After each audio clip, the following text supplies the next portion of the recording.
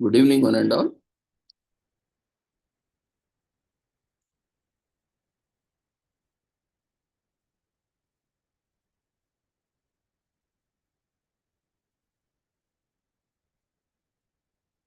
We'll be starting in a minute. We request all the presenters to share their details in the chat box so that we can invite you for presentations. So we have hardly left.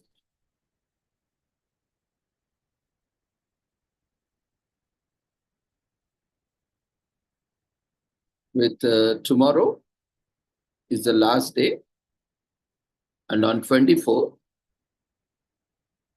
instead of 24, we have kept it on 31st of March. That will be the open day for the conference, one more additional day. Instead 24th, we have considered, but being the last day of the month also. So you have to complete all the presentations. Whoever has registered for the conference for presentations have to complete today or tomorrow. And thereafter, you will not get opportunity and this conference will be closed. Tomorrow. And again, we will have one more day on 31st. And 31st, you may not get chance because already there will be speakers, invited speakers. So we cannot guarantee that you will get a chance. Take it as you will not get a chance on that day. So whoever has registered, we have seen so many people registered for presentations, but they did not turn up. So we will not be able to help if you don't come up.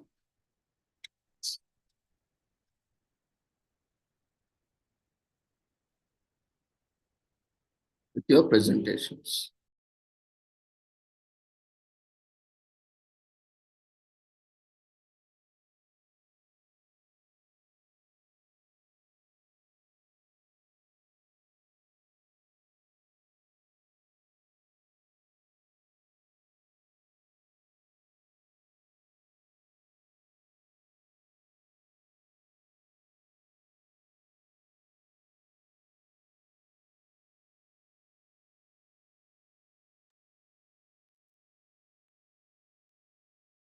Yes, so we welcome you all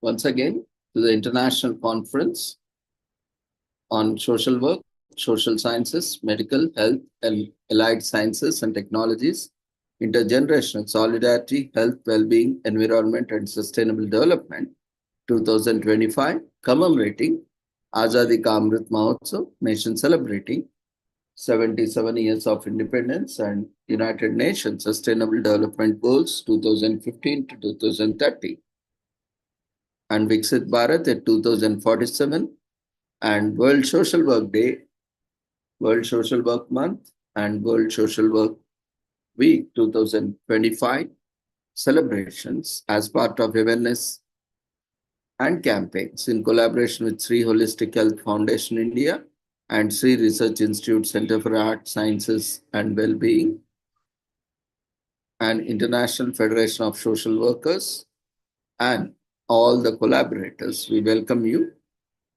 to this international conference. And before we start our today's session, let's take the blessings of Almighty.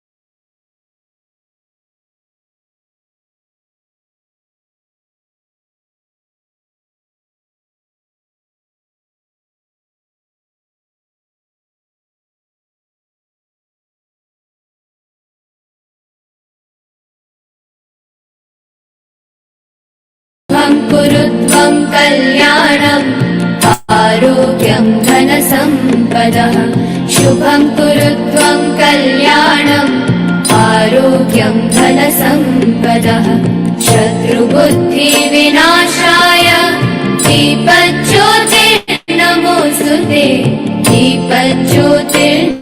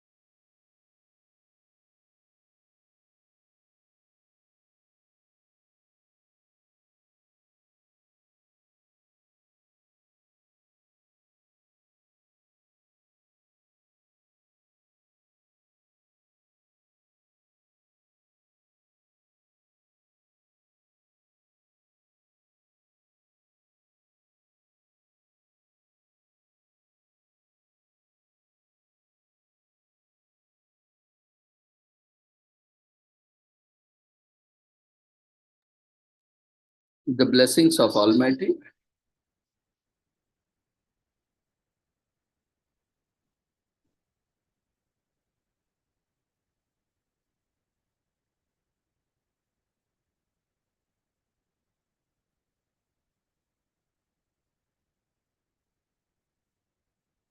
We'll continue with today's sessions. Today,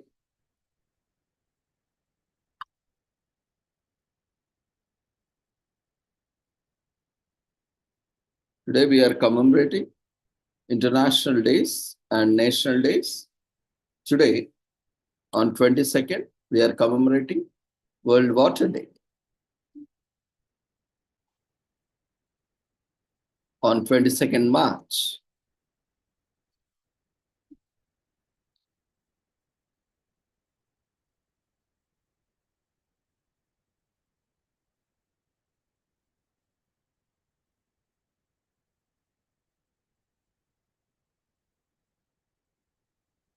so glacier preservation is the theme for World Water Day. And today, as glaciers are melting,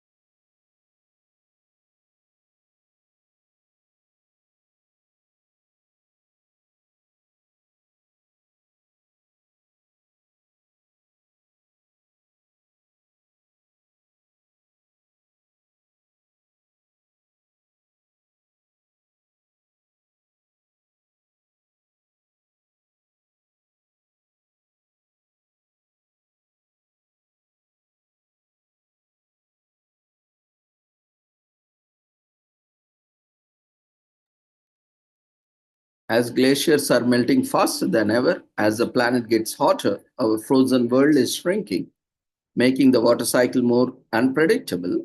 For billions of people, meltwater flows are changing, causing floods, droughts, landslides, and sea level rise. Countless communities and ecosystems are at risk of devastation. As we work together to mitigate and adapt to climate change, glacier preservation is a top priority. We must reduce greenhouse gas emissions to slow down glacial retreat, and we must manage meltwater more sustainably. Saving our glaciers is a survival strategy for a people and the planet. So, protecting frozen water resources for the future, the theme of the World Water Day 2025. is glacier preservation. Glaciers are critical to life. Their meltwater is essential for drinking water, agriculture, industry, clean energy production, and healthy ecosystem. Rapidly melting glaciers are causing uncertainty to water flows with profound impacts on people and the planet. Global reductions in carbon emissions and local strategies to adapt to shrinking glaciers are essential. The World Water Day, we must work together to put glacier preservation at the core of our plans to tackle climate change and the global water crisis. So the key messages for the World Water Day is glaciers are melting faster than ever. As the planet gets hotter due to climate change, our frozen world is shrinking, making the water cycle more unpredictable and extreme.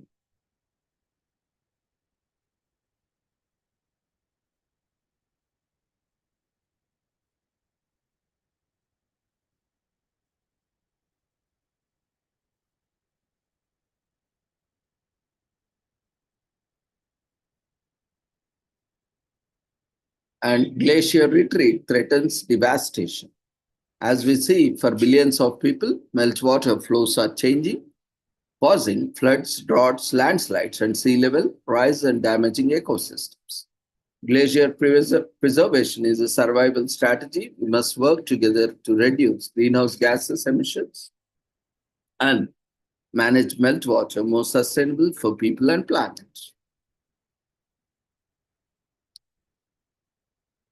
UN Water's flagship report on water and sanitation is launched every year on World Water Day. Exploring the same theme as World Water Day and giving policy recommendations to decision makers by offering best practices and in depth analysis. The 2025 edition is titled Water Towers, Mountains, and Glaciers. The UN has declared 2025 as the International Year of Glaciers Preservation, with the first World Day for glaciers to be held on 21st March to raise global awareness of critical connections between the cryosphere, climate change, the water cycle, the economy, environment, and the society. The term cryosphere originates from the Greek word cryos for the frost or ice core. The state of the Earth's ice and snow affects every living being. The UN proclaimed the Decade of Action for Cryospheric Sciences 2025 to 2034 to advance scientific research of the cryosphere as critical to understanding our climate and water cycle. In 2023, glaciers lost more than 600 gigatons of water, the largest mass loss registered in 50 years as per WMO. About 90% of the Earth's freshwater exists as snow or ice. Nearly 2 billion people rely on water from glaciers, snowmelt, and mountain runoff for drinking, agriculture, and energy production, as per UN Water and UNESCO. Increased glacier melting contributes significantly to global sea level rise, with today's sea level about 20 centimeters higher than in 1900s, as per IPCC. Limiting global warming to 1.5 degrees Celsius could save glaciers in two-thirds of the World Heritage Sites, as per UNESCO IUCN.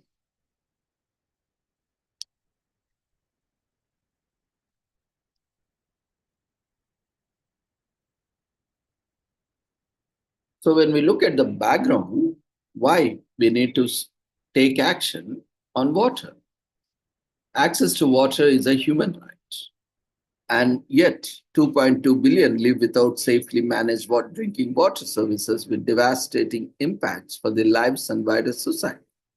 A well-managed water cycle underpins progress across the 2030 Agenda for Sustainable Development, particularly in relation to hunger, gender equity, health, education, livelihood, sustainability, and ecosystems.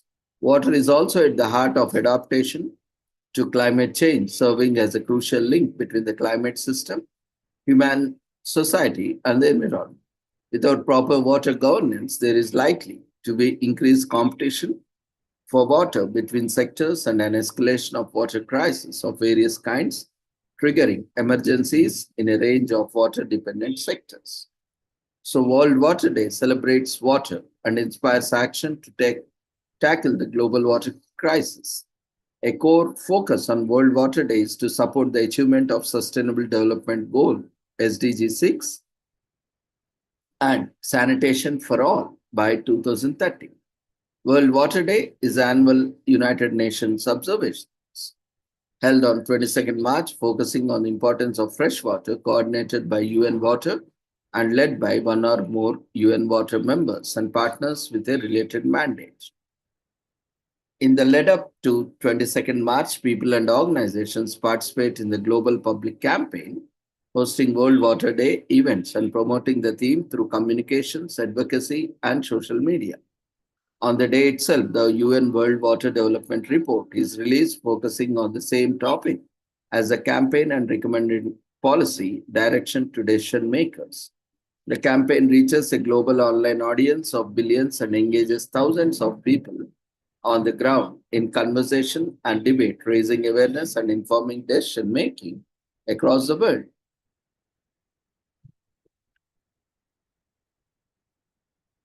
So the World Water Day held on 22nd March every year since 1993, which is an annual celebration, UN observance. UN Water, the UN's interagency coordination mechanism on water and sanitation, sets the theme and coordinates a task force for which creates a global campaign.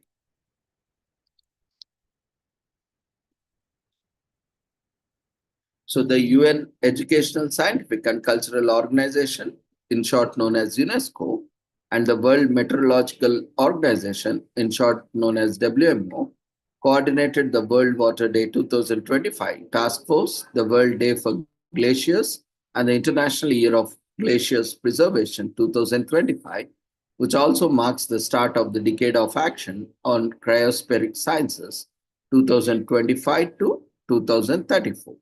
The high level event featured remarks from Mrs. Retrino Masudi, the UN Secretary General Special Envoy on Water, alongside permanent representatives, UN principals, and senior UN officials.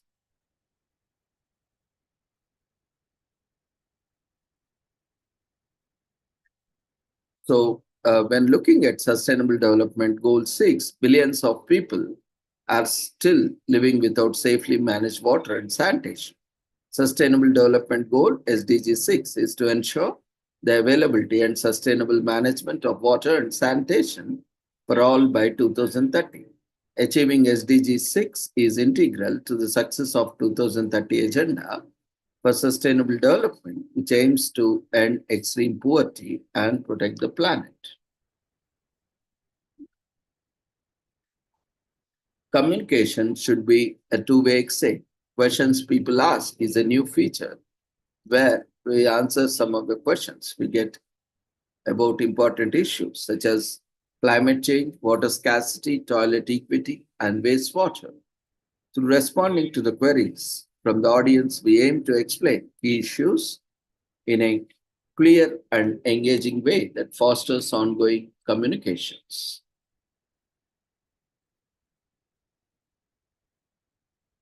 The first ever UN system wide strategy for water and sanitation unites UN support to countries to accelerate progress on water related goals and targets, including SDG 6. Action on water and sanitation is a key to solving many global challenges. The strategy's vision is a world with accessible, available, and sustainability managed water and sanitation for all people and the planet.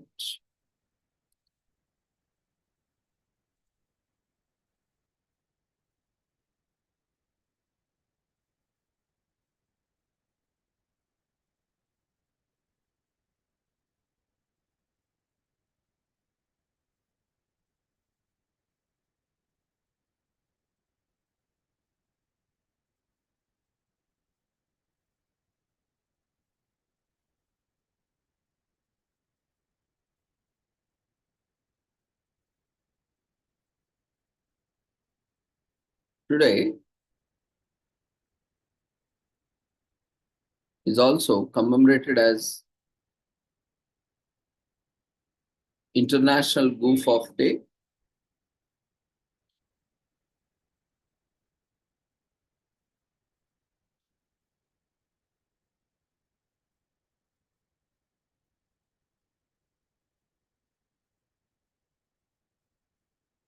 So, which is observed on March 22nd every year, is a day when almost everyone can unwind and enjoy themselves. It's a day to do whatever you want as long as you don't do what you are not supposed to do for the day.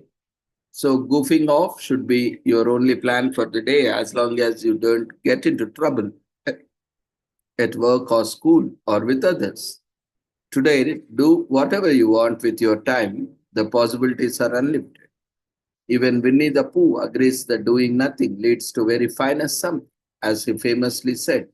So heed Winnie's counsel today and enjoy International Goof Off Day. Today is also commemorated as International Seal Day, which takes place on March 22nd. It is a day set aside to raise awareness about the seal conservation around the world. It's also a day for us, seal lovers, to honor this amazing sea mammal. Seals are not only adorable and attractive, but their presence in the world today has a significant impact. They are also the most targeted marine mammal on the planet. These creatures are in danger of soon becoming extinct.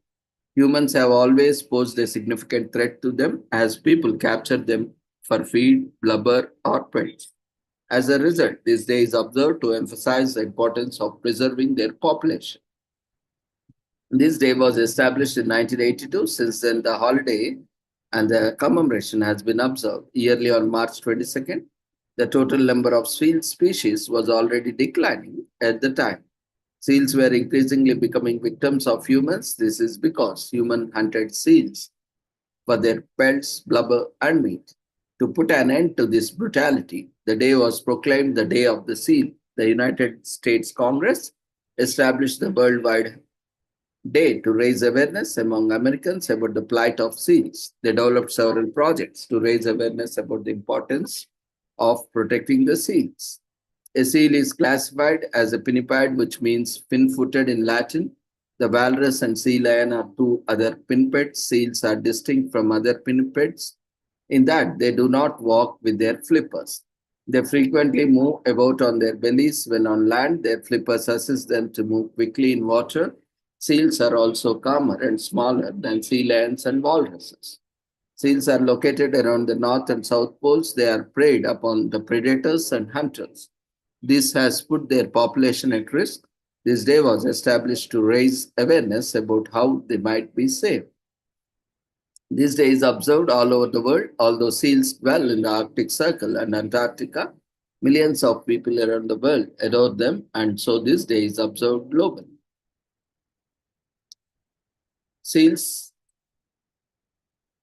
descend from mammals. The earliest progenitors of seals and sea lions were mammals that evolved from land to sea.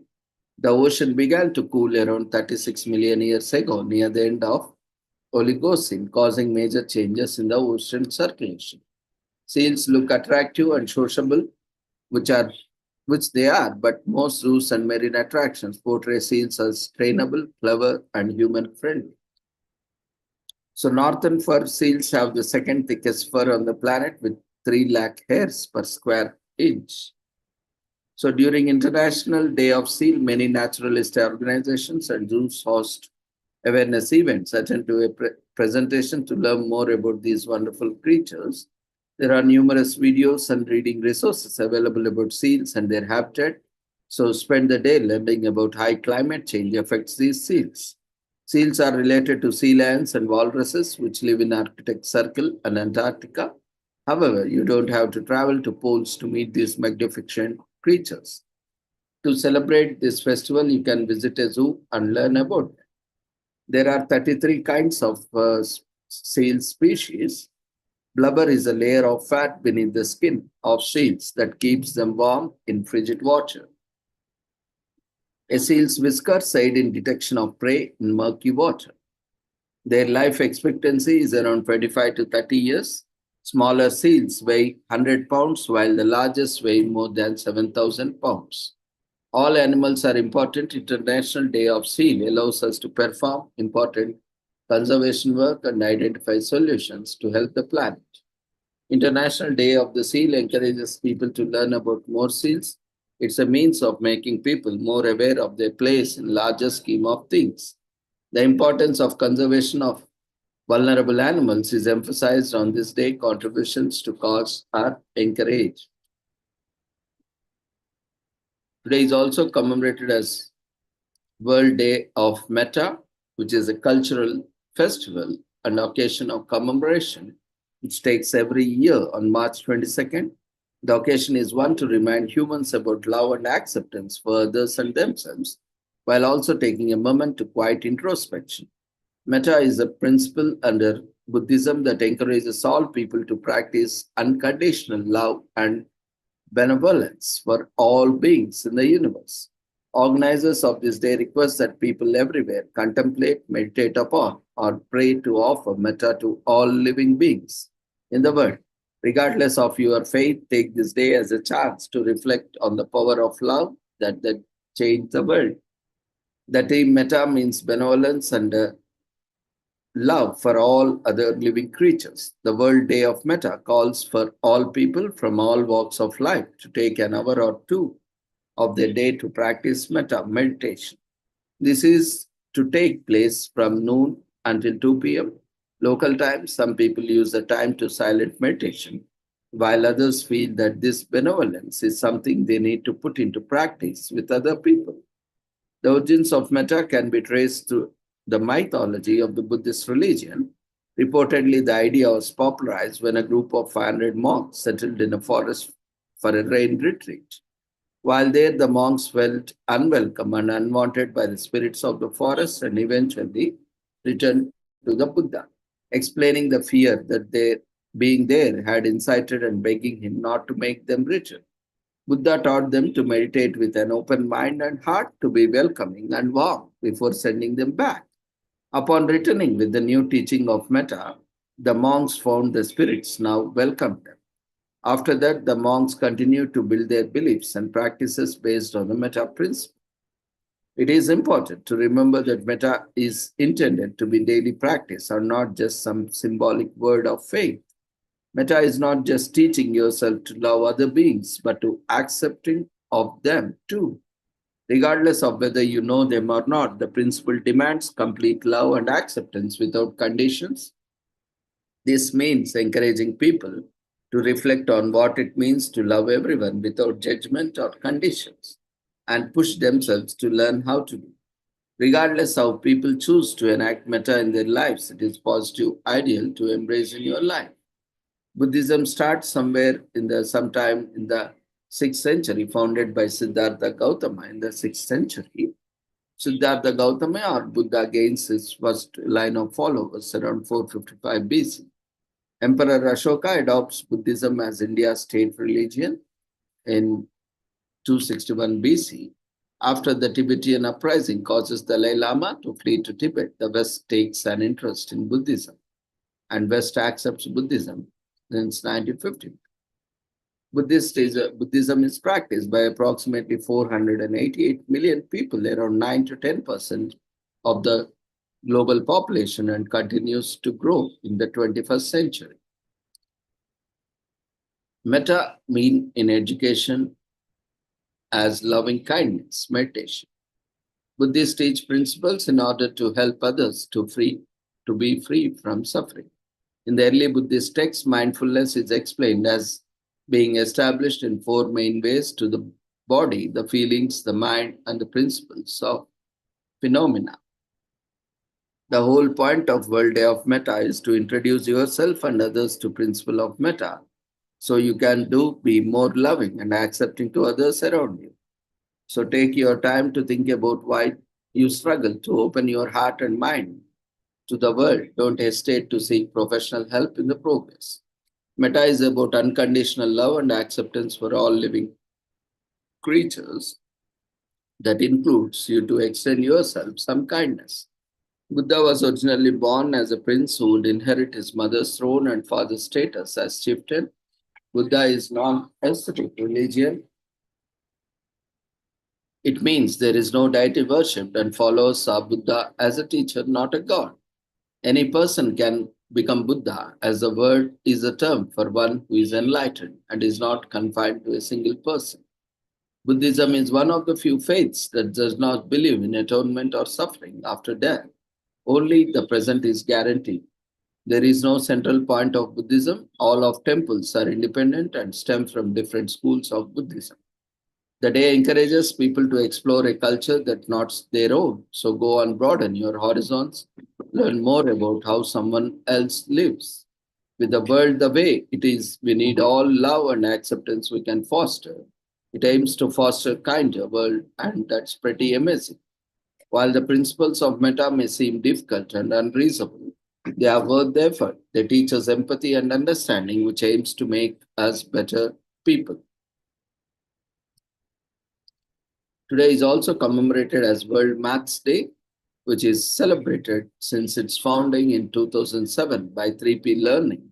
The popularity of World Maths Day has multiplied fast, and the day encourages students globally to take a break from the standard day to day math lessons. Instead, they can participate in competitive math themed games, giving them opportunity to win prizes and scholarships and various other goodies. Created in 2007 by digital learning resource 3P Learning, World Maths Day encourages students around the world to engage in online competitive games centered around mental math problems. The platform games are aimed towards students aged 4 to 16 with the purpose of improving accuracy and confidence in arithmetic and problem solving. So, to get their kids signed up to participate in the World Maths Day, teachers and parents can head to official World Maths Day website and register. It's free. For more great math and educational resources in all subjects, teachers and parents can also log into 3P Learning sites for free. And you have purchased also subscription, but that is not our scope. Help your child improve their math by taking 30 minutes to an hour out of your day to practice it. Not only is that good for your child's development, but it helps you to keep brain engaged, healthy, and strong.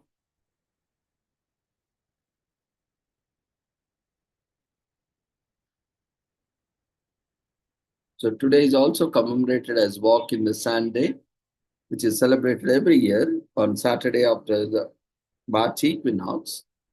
So this occurs in the start of the spring in the northern hemisphere and autumn in the southern hemisphere. And you have been seeing cute photos on social media of people walking on the beach while on vacation.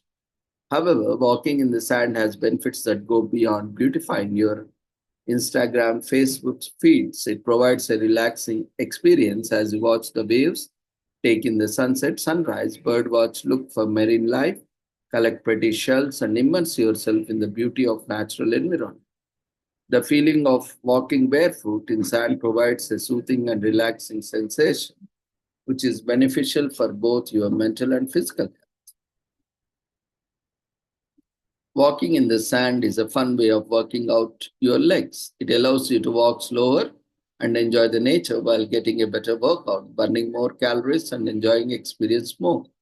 Dry sand areas require extra energy to walk on them, therefore, you get to exercise more muscles in legs and feet. The harder sand than near the water is perfect for a faster paced walk. You experience less stress on your feet and joints when compared to walking on pavement since the sand offers more flexibility. In the long run, this helps prevent degenerative conditions like spinal arthritis from progressing. While the oceans invoked feelings of dread in people before the 18th century, they have now become places of rest and mental refreshment. More and more people visit beaches each year for health and leisure. So, with this, we shall stop commemorations here now for this day. And we also have some pending commemorations which have been left out due to time, due to paucity of time. So today we will take up few commemorations and presentations, and then we will move on to commemorations at the end again. So all the paper presenters are requested to share your details in chat box so that we can invite you one by one as per the order in the chat box.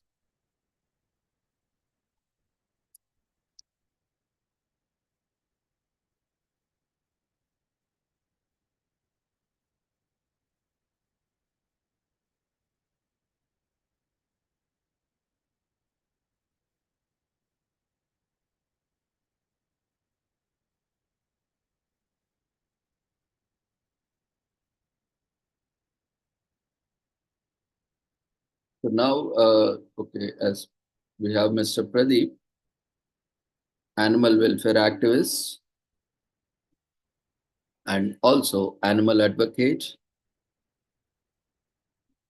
and also financial advisor.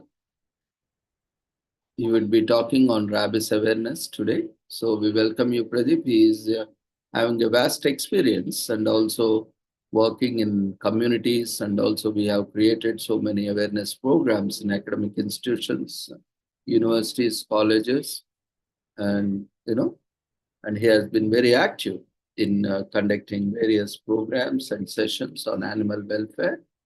And personally, also, he is very much inclined, dedicated, fascinated about animals and animal welfare.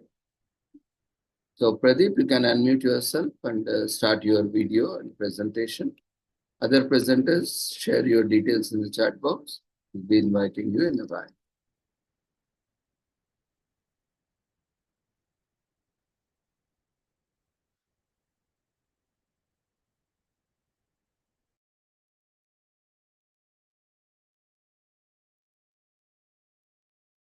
Thank you, Ravi sir, for a wonderful introduction. Just a minute, sir, or I have to share in the presentation.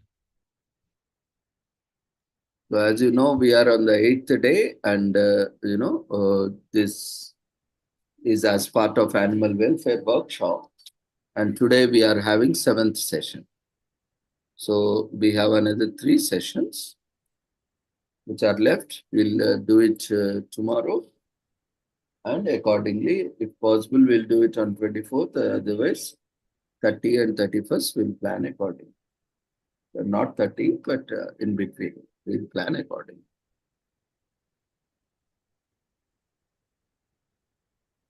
Yeah, Pradeep. Now your PPT is visible. Thanks a lot, Ravi sir, for confirming. A very good evening, one and all. My name is Pradeep, and I've been working within the field of animal welfare for the past 20 years. So, in the wide variety of domains that includes rescue, awareness, and advocacy. So, today I'm going to talk about the rabies, which is a zoonotic disease, and so we will be discussing about the prevention and treatment of rabies through community initiatives. So, going to the topic, before going to the what exactly is rabies, we need to know about the types of dogs. Normally, we see the dogs on the streets. So we have categorized into the as per the dog population. So we categorize them as one is own dogs. Own dogs means it's owner dogs, and other one is roaming dogs. That means either in the community or in the road they are the free roaming dogs. Other one is community owned dogs. It will be owned by the community where the certain section of people they will be feeding the dog, and the dog comes over there, and it will be for the certain time, and once the food and water is in fed, and it will play with the community people, and then after that it will go on the continually. So we have the unowned dogs. So they are not owned by any community or anything. They are just roaming on the roads. And we have the lost dogs. Generally, lost dogs means these are abandoned dogs. No, these have been done by the people who raise the dogs, or they to the financial commitments, or the animal has been having a terminal illness. So with not having any mercy in their heart, they just leave the dogs on the road. So it's a sad state of affairs. So I would advise not anyone to do that. So moving on to the further ahead. So this is the picture of I mean, this is the nomenclature of the dog, variety of the dogs. And so as we see that in the community dogs, lot of the times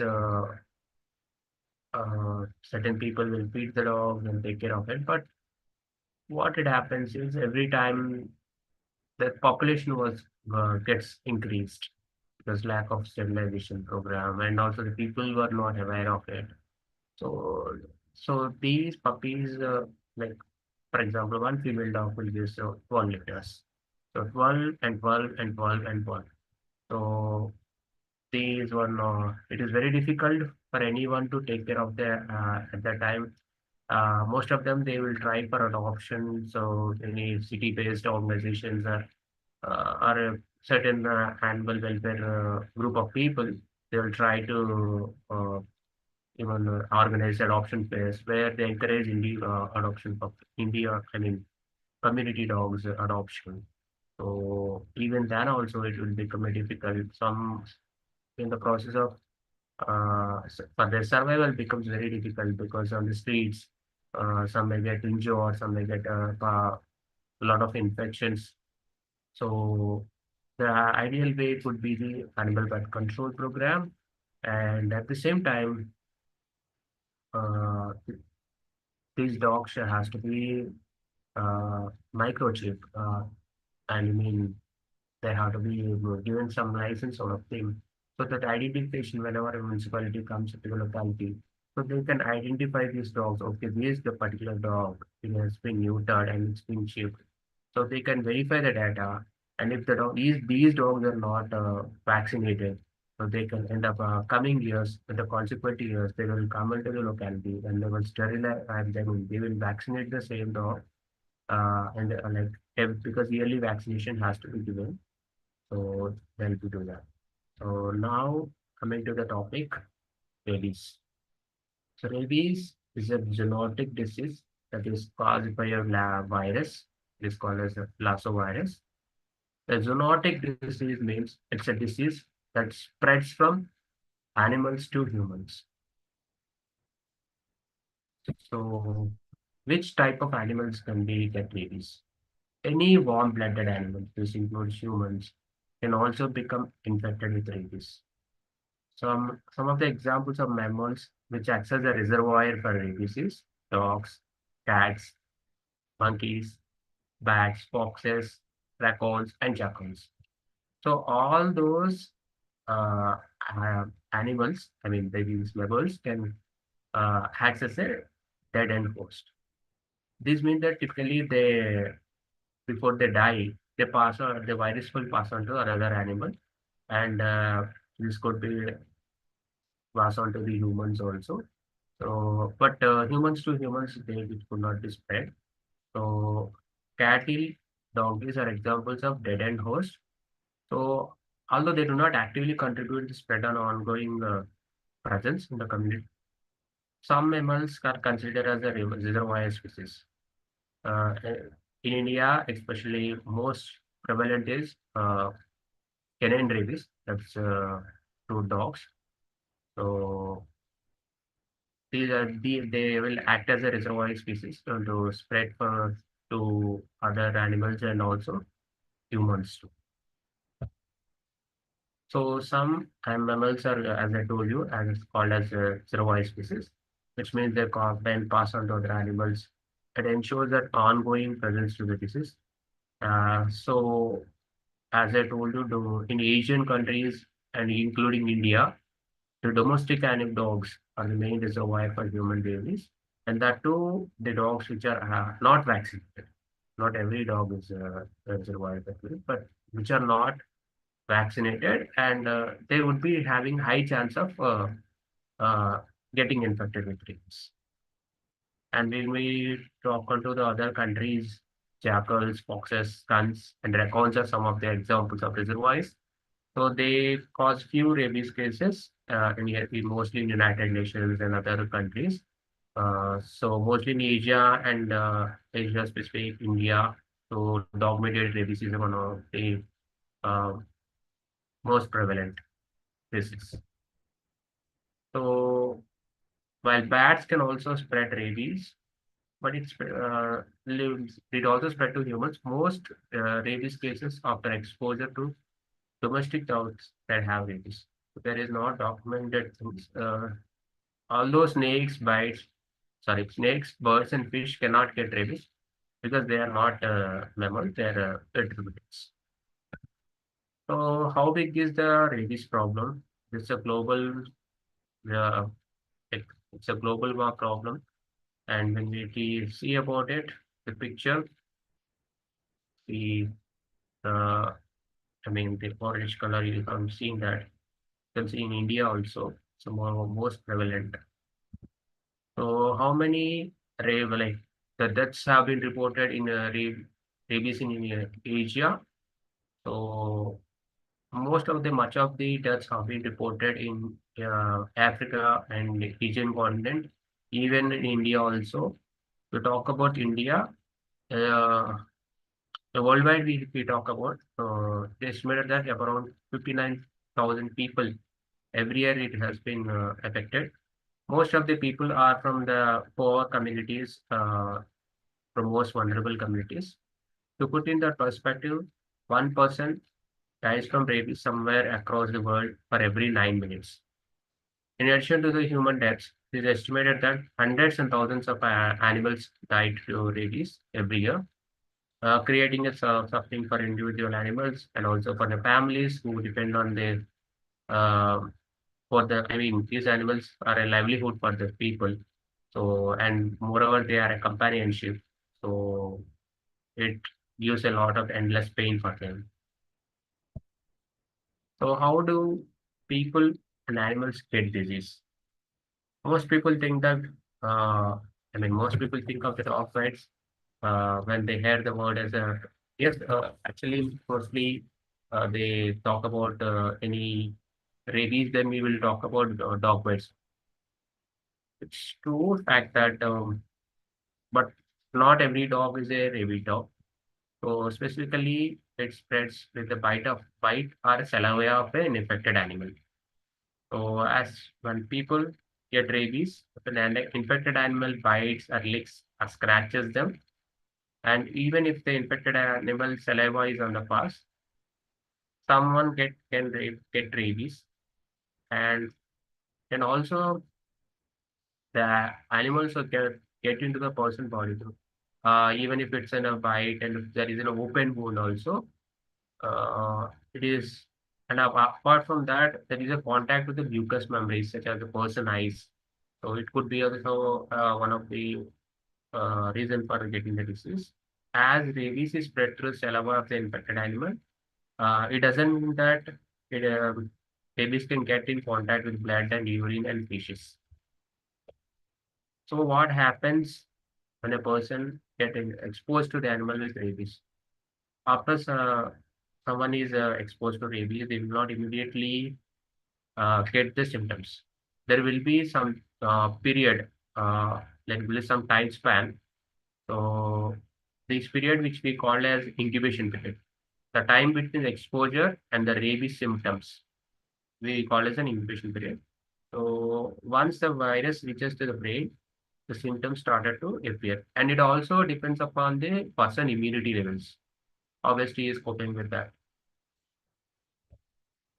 So in humans, the incubation period normally, if we can see that, usually after the symptoms to be appear, it will be around 1 to 3 months. But the symptoms can also may appear less than a week, even more than a year also. So the time it takes for rabies typically depends upon the where the exposure is located in the body. The wound where it actually the animal bite has been happened. Uh, the further away from how long it takes from the brain to get the infection to travel to the brain. So the symptoms will appear. And how severe is the exposure? The wound exposure, where the person has got the wound and all. How much amount of the virus is deposited in the wound during the exposure of the dog bite. So what are the symptoms in rabies in humans?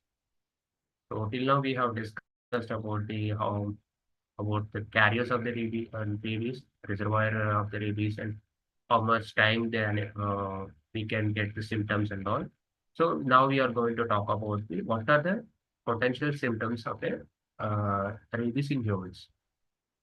Whenever the dog bite had happened, it is ideal that You should wash your wound with soap and water about 15 to 20 minutes. And after that, uh, you can go visit to the nearest medical facility and get the tetanus injection along with the rabies vaccine. If no preventive steps have been taken, like wound washing, rabies vaccine has been taken, the symptoms of rabies will appear the person before the incubation period has passed. So ideally, the initial symptoms of the rabies are often similar to the flu. These include headache, fever, generally not feeling well, pain and unusual and unexplained tingling, prickling, burning sensation at the site of the bite or a scratch wound. So these are the initial symptoms. As the disease progresses, the person will typically experience additional things like mostly they have the fear of bright light, and also they have the fear of water. And also you have the inability to swallow the food. So the fear of water, which we normally call as a hydrophobia. So we have that problem, and an aggressive behavior, and they have the agitation, excessive salivation, drooling, and they have the hallucination, like seeing or hearing the things that are not real, fever and headache, excessive sweating, muscles that gradually become paralyzed, starting at the site of the bite scratch. So wherever the animal bite has happened, gradually the person becomes paralyzed, and also they know sometimes they have the stiffness in the body. So did you know that as the symptoms progresses, sometimes the patient may slip into coma. So maybe they may might have died. While many of the symptoms in rabies can vary, 99% of the victims slip into a coma and have reported a death. So moving on to the further, this is an pictorial representation of initial symptoms of humans in the rabies symptoms in humans. So first it talks with headache, fever, fatigue, tingling at the site of exposure. And as the disease progresses, you can see the hallucinations, excessive salivation. They were sensitive to the light, and we have the hydrophobia. And insomnia, they have sleep problems, and they have also aggression issues. So rabies cannot be cured once the symptoms appears in a person. So like rabies, although it is treatable before the symptoms appear. Once the symptoms are appear, it is highly impossible, but the person can be comfortable by giving the medicine to help the relieving of the suffering, which can comfort the victim and their family. So what happens? So like if we have seen about now till now we have seen the symptoms of the humans. So for animals, how it will be. So like humans, animals also have an incubation period, the time between the exposure and the rabies sign appearing. So although it will not appear immediately, dogs and cats usually show symptoms between 2 weeks to 3 months, but the signs can appear within the 10 days also, even months also. The incubation period in other mammals can differ based on the size and other parameters. So, example, cattle has a lot of, it's have a longer incubation period when compared to the companion animals like dogs and cats. Some of the notable symptoms of canine rabies that includes excessive salivation. Like if you notice a dog, like sometimes what it happens is uh, that they might have an excessive salivation, and they also have a lethargy. So they appear to be a little bit abnormally tired. So and there will be a change in the behavior. Like most friendly dogs, they will become aggressive, and most aggressive dogs may also become different. Friendly also. At the same time, unprovoked attacking either the animals or the humans. They usually have an aggressive behavior also. And apart from that, unlike humans, they may also have the hallucinations. So they'll have barking and snapping of nothing. I mean, they bite the objects also. Randomly, they bite the objects. They are like stimulus to the light. So if any abnormal sensitivity, any slight touch, I mean, slight sound is there, they get alerted, and they were very sensitive to the light or any sound. And apart from that, they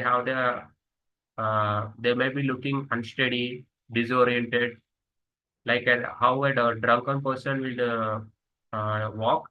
The same pattern, the dog will also do that. And apart from that, abnormal vocalization. The sound will voice or I mean, there will be some sort of variation in the dog's barking.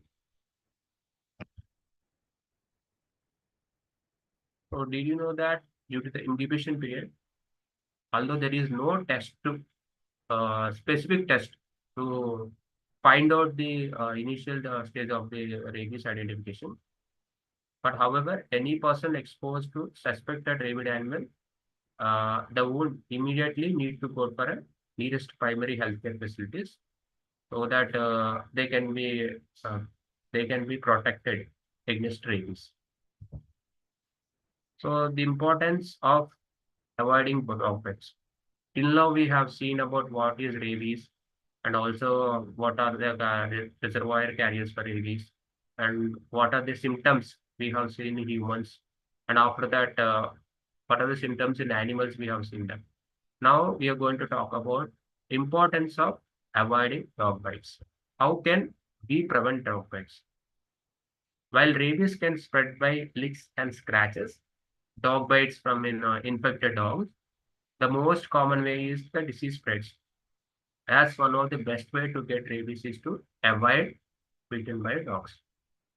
It is very much important for everyone, but for children it is more important because children normally have a curiosity.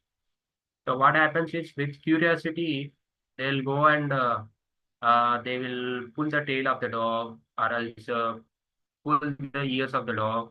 So what will happens is and some children were like they will pelt the stones on the dog. So with the provocation, the animal also will become a defensive mode. So in order to protect it, it will start to first bark with a lot of bark, and then after that he continue to do that. He would get aggravated, and then the dog bite will happen. And this is most of the cases children are getting bitten by dogs. Most common reason is provocation. So three reasons. As I told you, children have curiosity. They like to play with animals, but they don't know how to recognize or avoid threatening behavior in dogs, like adults or anyone. And at the same time, they are less able to protect themselves. When the animal attack, they don't know how to protect themselves, and this results in serious dog bites. Mostly, they have seen in news and also newspapers and print media. We are seeing day-to-day incidents.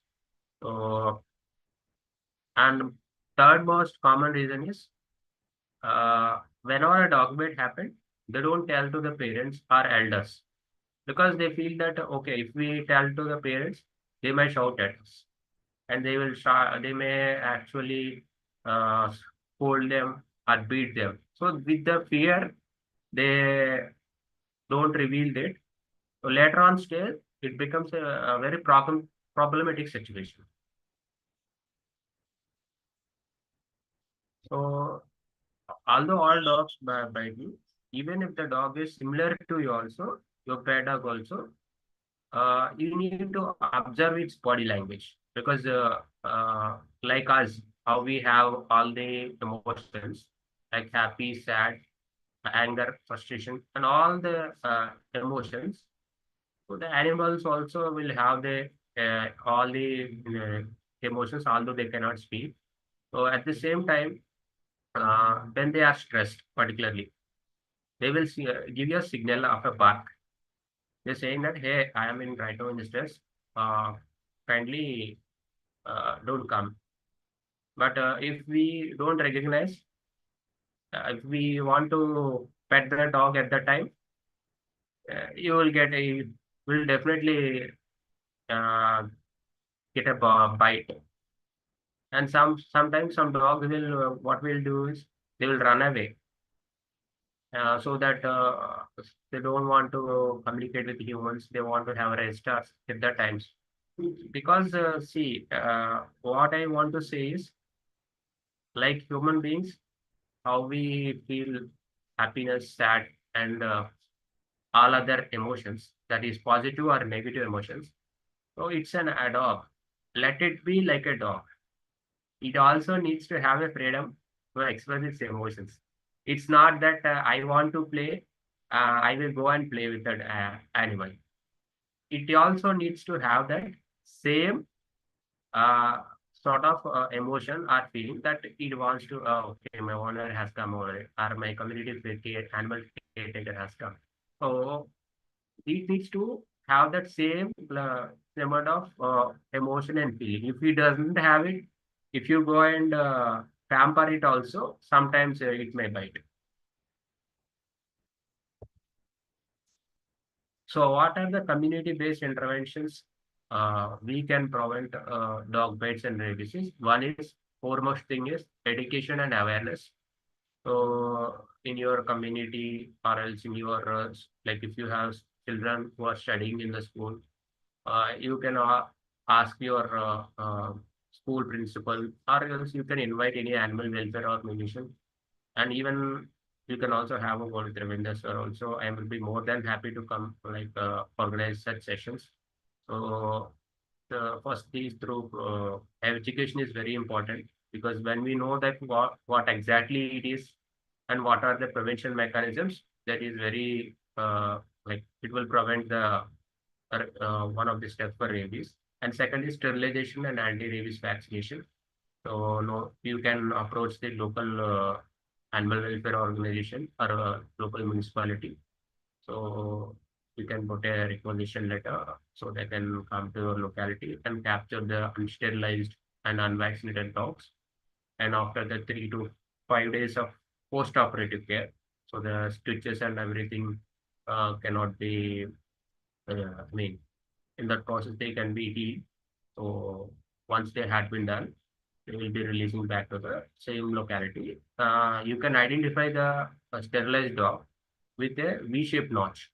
In the right here, we can see that a V-shaped cut will be there. So that it determines that the animal is being vaccinated and sterilized.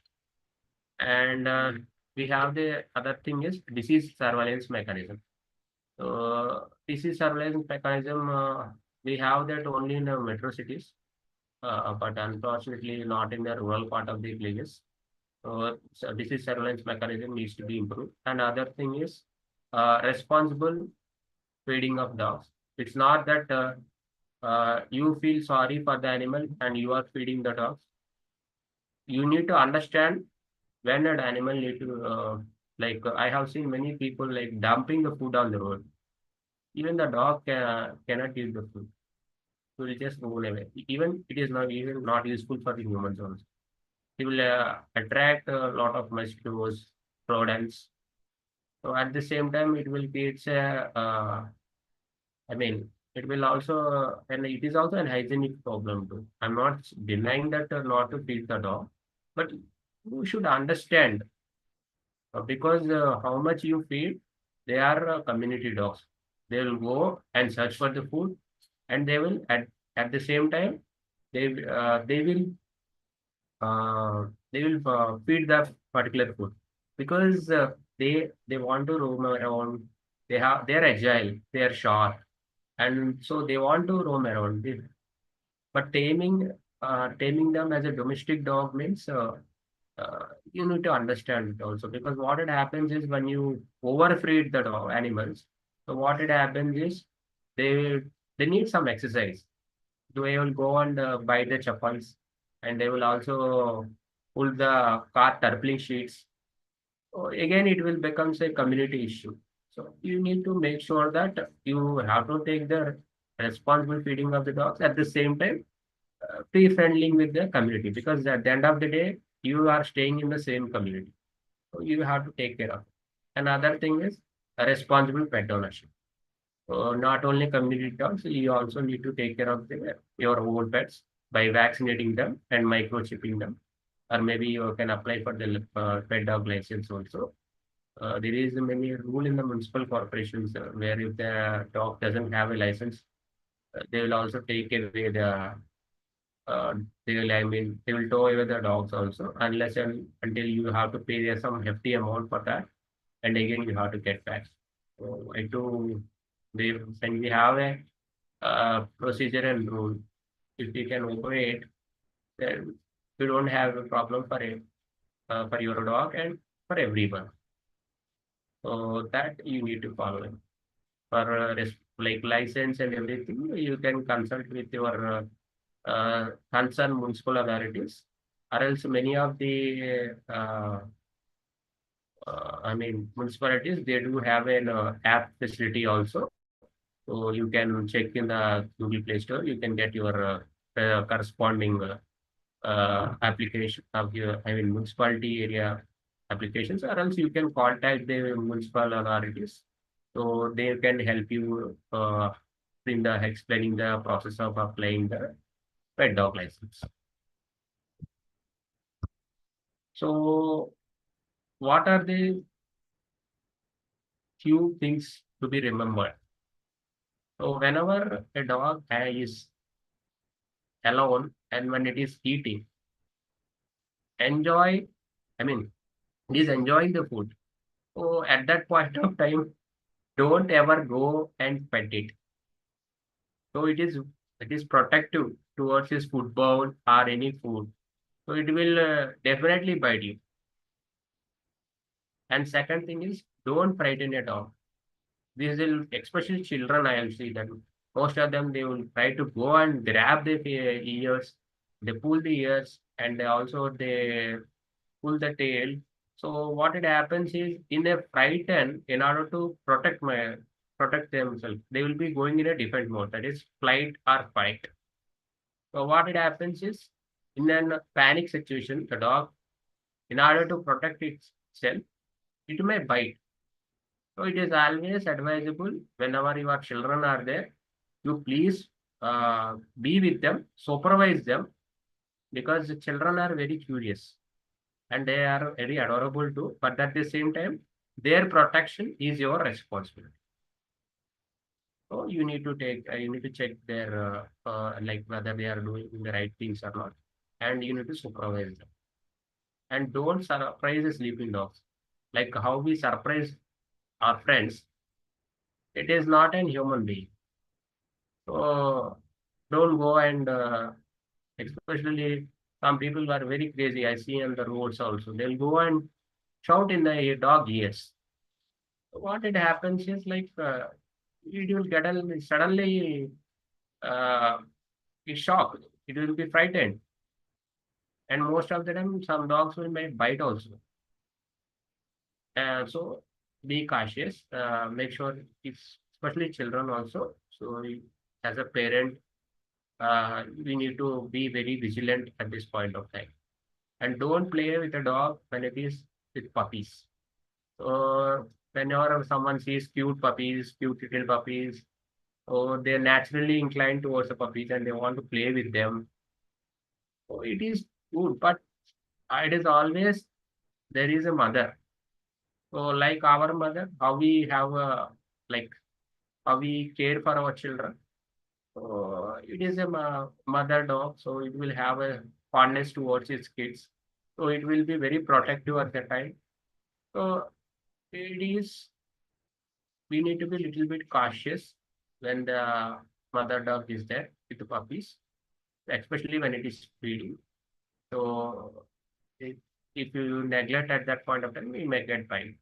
We need to be a little bit careful. So these are the four major things one need to remember especially when you are with a dog.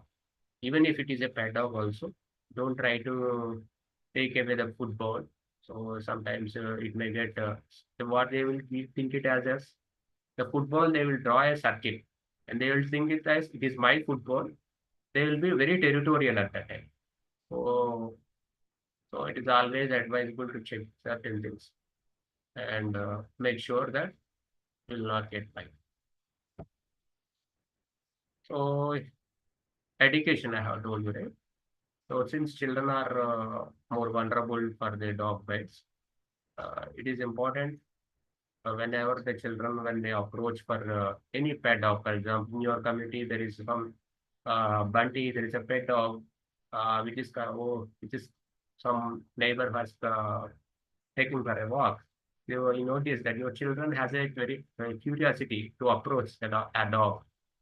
So at that time, make sure your child should ask the permission. Maybe you go and ask like maybe he can go and ask the permission of the owner. Is it friendly dog? My child can touch it. Is it okay to touch? So if the animal is allowing you touch, it is a happy dog. So it will, then it's okay. You don't have to frighten, and that's fine. But if it's a uh, upon your presence, it may get frightened. It may get irritated. So it will loud bark, and sometimes it will come towards you.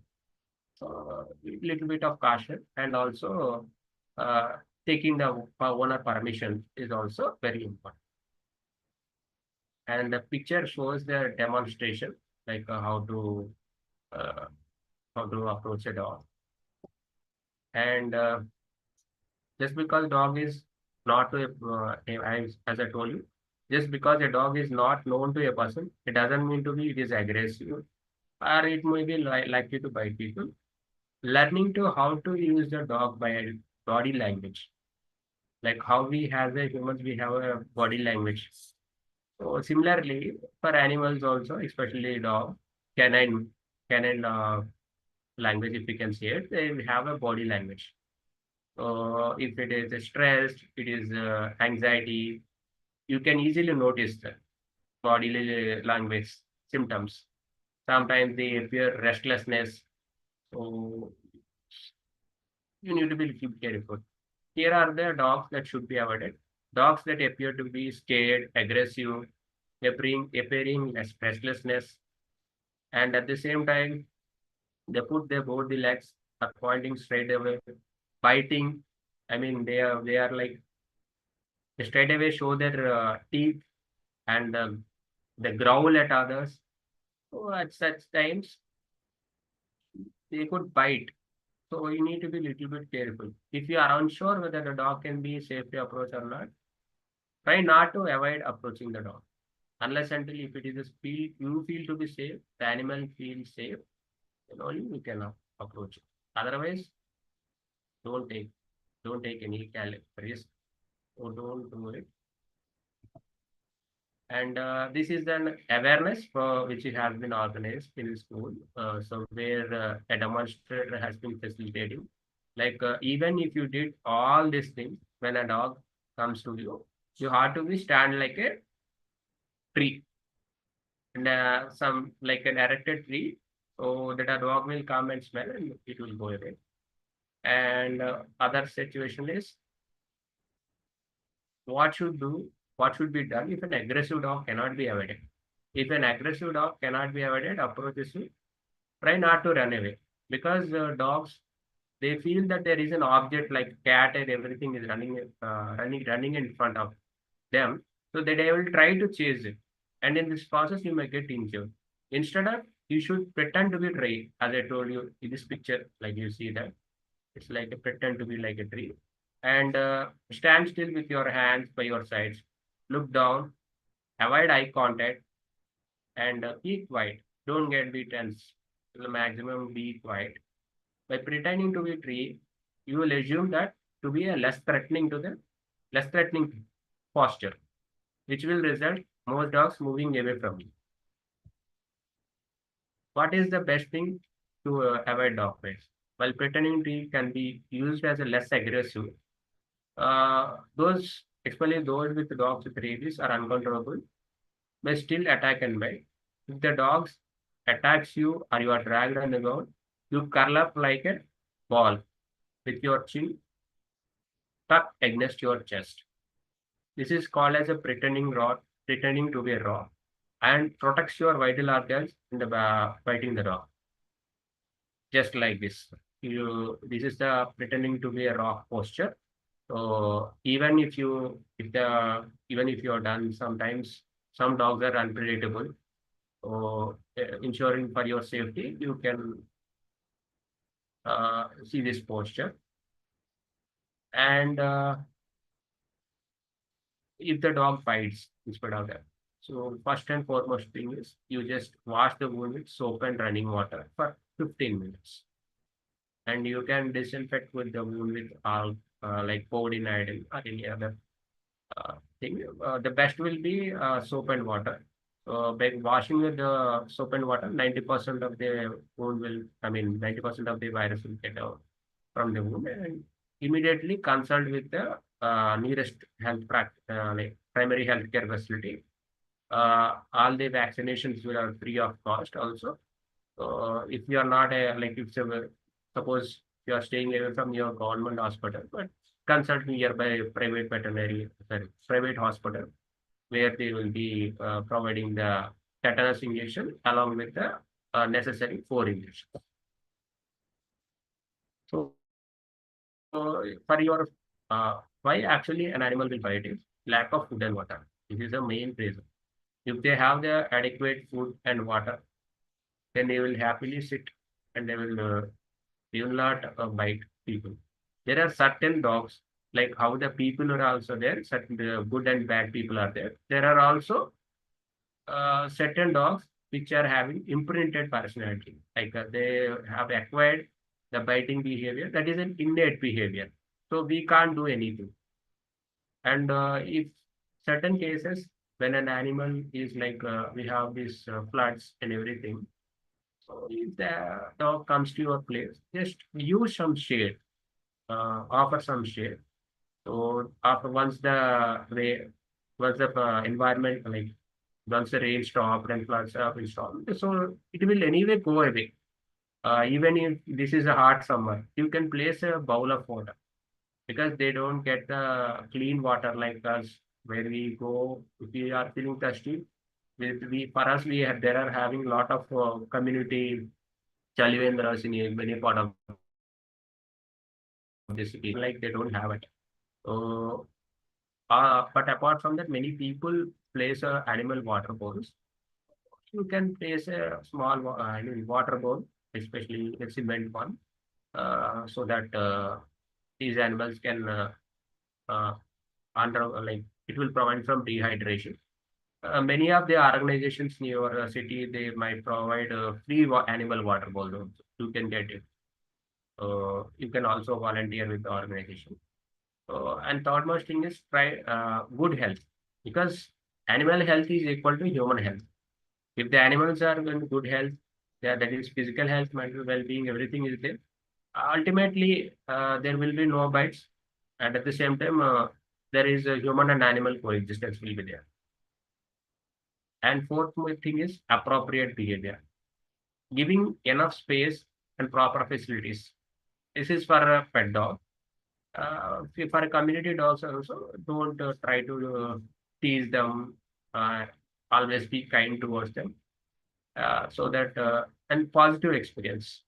Providing a positive experience is very important. Like if in your community everyone is hitting a dog always, then what it happens is it will also become aggressive. Its initial behavior was very calm and docile, but every time if you are hitting it, if hitting with a stone and injuring it, what will happens is it will go into a defense mechanism. So it will want to protect itself and it will want to survive on the street. So in this process, it may develop the aggressive behavior. It will bite for no reason. It is always it is always and always try to be maintain a be friendly with animals, and you don't have to go and touch the dog. I am not saying to go and touch the dog, but try to be friendly. Uh, Give them food and water. That too, if it is necessary. Not like for like feeding humans 3 times. Please don't do it. If it's a dog. If it is a week, then give them food. If it is water is very essential. Providing because keeping animals hydrated is very essential to prevent them from dehydration and other waterborne illnesses. And next part is vaccination. As I told, animal health is very important in good health. Good health is very important. That is, good animal health is very important. So vaccination plays an important role in promoting good animal health. Uh, it may be for pet dogs and community dogs. Yearly vaccinations are very important for protecting your pet health. Uh, Ultimately, it is for your health also. Because if your dog is vaccinated, if your community animal is vaccinated, they are free from the viral infections, like, and also from the zoonotic diseases like rabies. And ultimately, you are promoting human and animal coexistence. This is one of the static vaccination camp they have been organized in Tamil Nadu for to curb the dog mediated rabies. So most of the time during the zoonosis day or else World Rabies Day, September 28th, most of the government veterinary hospitals, they organize free rabies vaccinations. So you can also avail that facility and you can protect your dogs against rabies. And even many of the NGOs and like-minded people, they take the responsibility in getting their community dogs vaccinated against COVID. And if it is your pet dog, it is your responsibility because street dogs, they don't have any owners. So they will take the responsibility. And even municipality also, sometimes certain municipalities, they take part in the anti-rabies vaccination drives.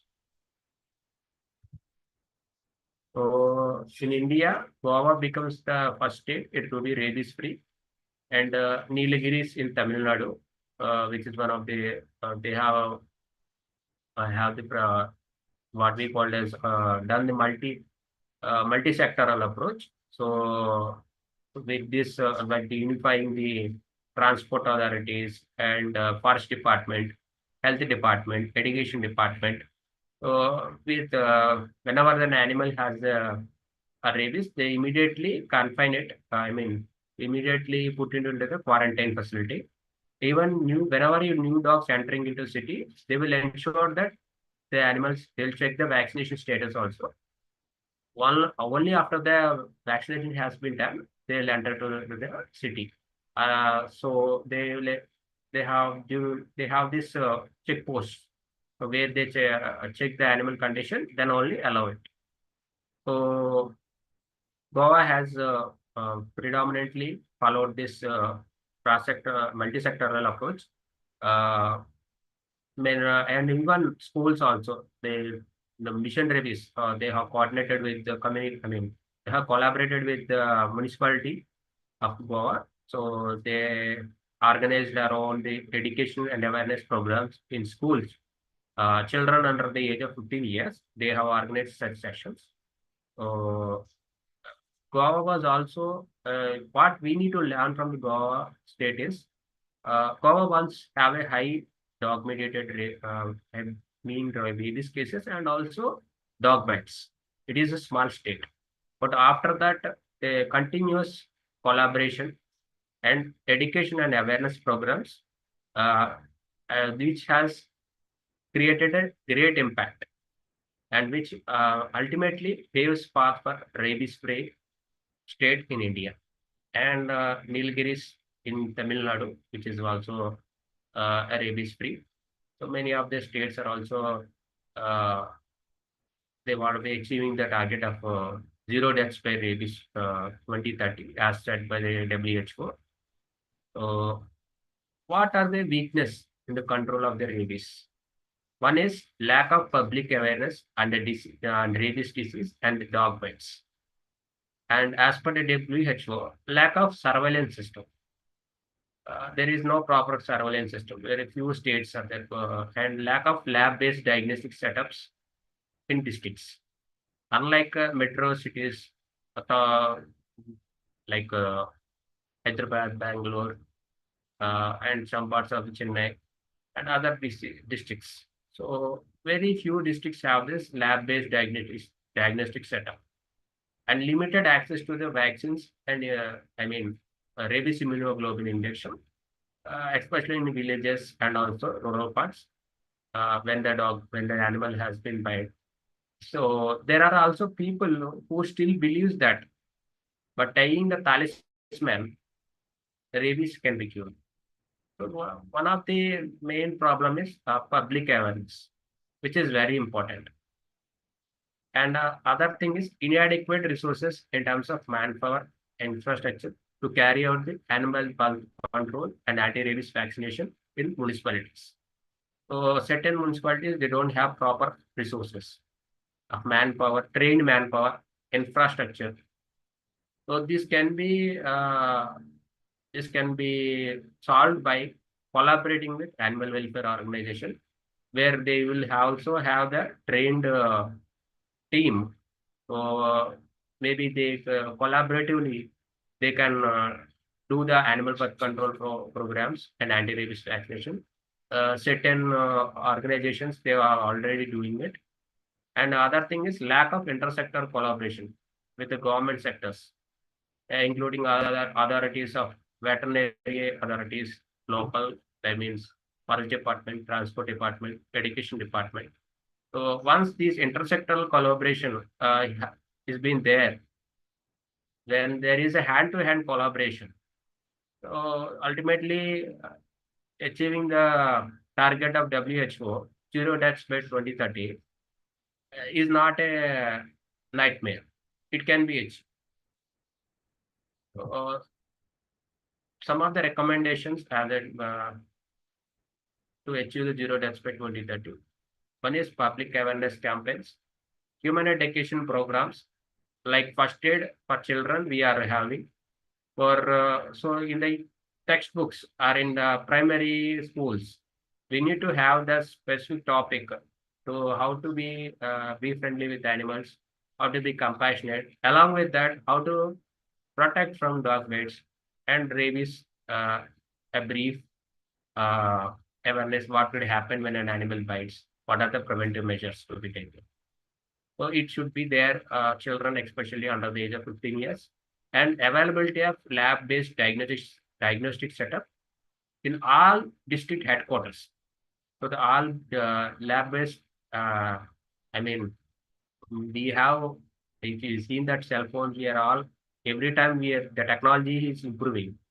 So using the high-end technologies, a lab-based diagnostic setup has to be there in every district headquarters, and full access to vaccines, immunoglobulin, right from city, village level to city, and active collaborations in all sectors, that is primary health, veterinary, forest, and education department. So this is a video, short video.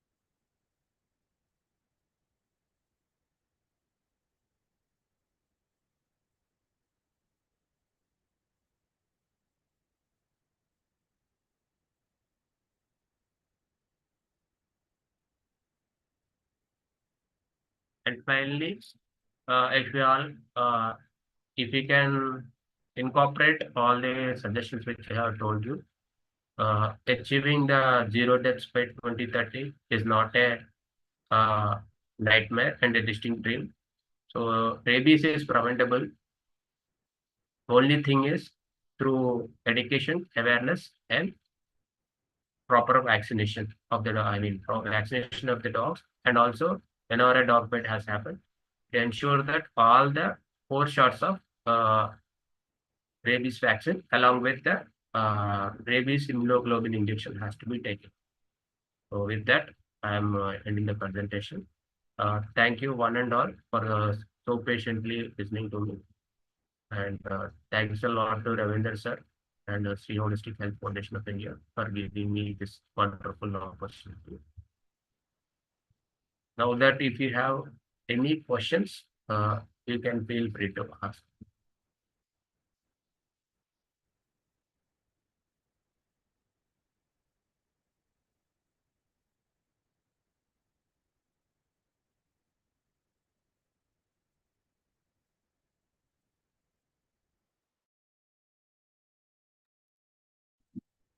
Congratulations, Pradeep, for the wonderful session.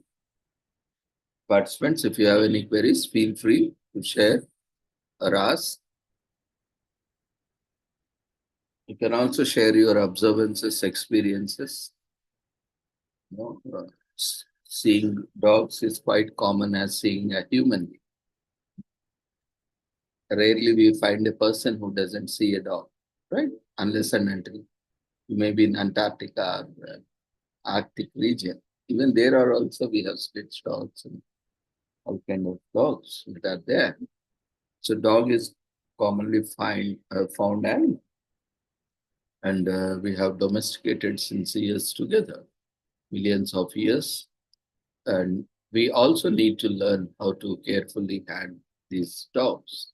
Otherwise, as we are also unpredictable at times, in the same way, dogs can also become unpredictable.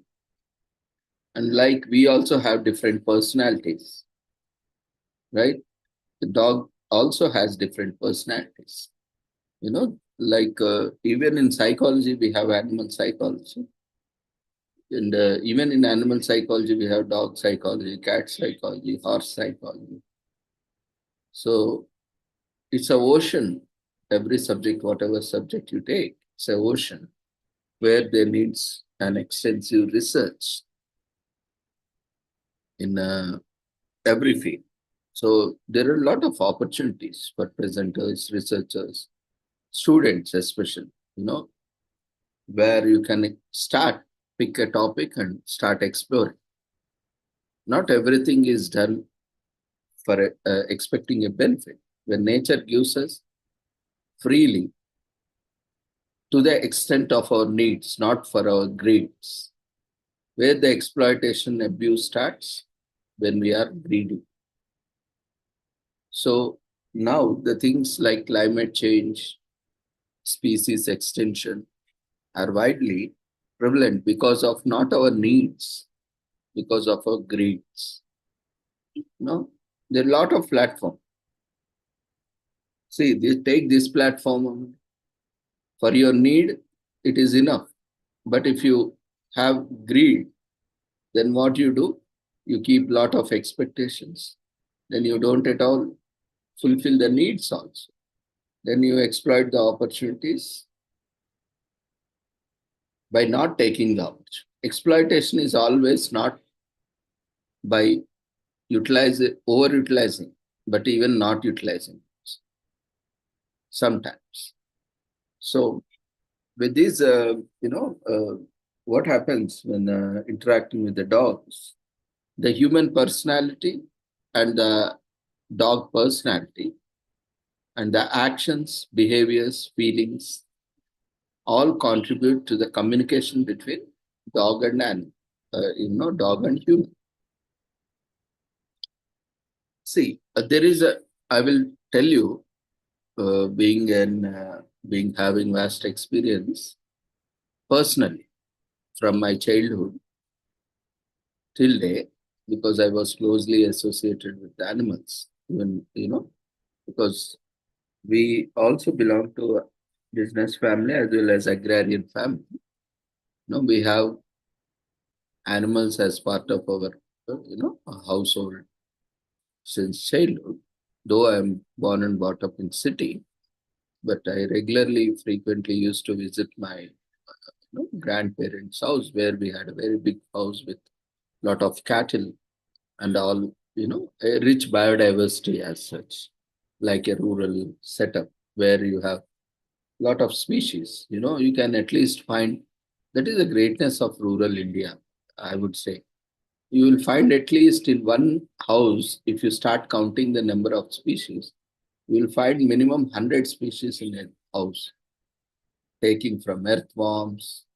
You just count number of, you do a survey in one house, you take one rural house, you will find so many animals, and you'll be astonished by seeing the number of inhabitants in one house. You will see dogs, you will see cats, you will see hens, you will see cocks, and you see oxes, you will see buffaloes, you will see, cows, oxen. You just keep counting, and we have goats and sheep, whatnot, you know, and they are not for, especially we see, they are not for commercial farming, not for sale, because, generally they grow in the backyard. Like, generally, they also support. Like, if you see a perfect ecosystem, these hens and cocks, what they do, they keep digging the ground so that it loosens the soil, so that water can penetrate, and earthworms dig the soil from beneath, so that there is poration of the soil. So pores are formed in the soil so that soil can breathe and soil can intake water. When that is happening, there is a growth in the soil of various microorganisms which are beneficial for the land. So in that way, there is an ecosystem, complete ecosystem, and they purify the soil. And when soil is more productive, it grabs the carbon and various elements from the atmosphere, making it a fertile soil, fertile land. And as it absorbs more water, the water table also increases. And constantly these cows and oxes,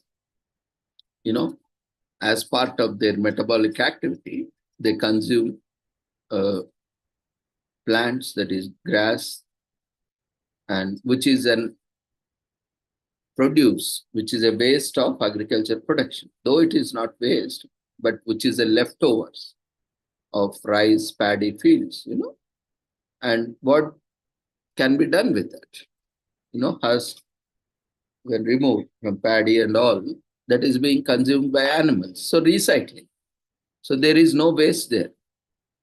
It is consumed by animals, and that animal in turn gives other products like cows and oxen. They contribute in agricultural field in the form of transportation, in the form of plowing and all. And the excreta is like a urine, cow dung, and the dairy products that comes from the cow, especially milk. With milk, lot of products are made. No milk, without milk, no one could have survived. Every species on the planet need milk to survive. Milk, in the sense here, it is a synonym for food. It is a synonym for water. So every species needs some kind of food, some kind of nutrition to sustain, to grow, to develop. So similar way, cows gives milk, from which we prepare curd, butter, ghee, paneer, and whatnot. Right? So many products.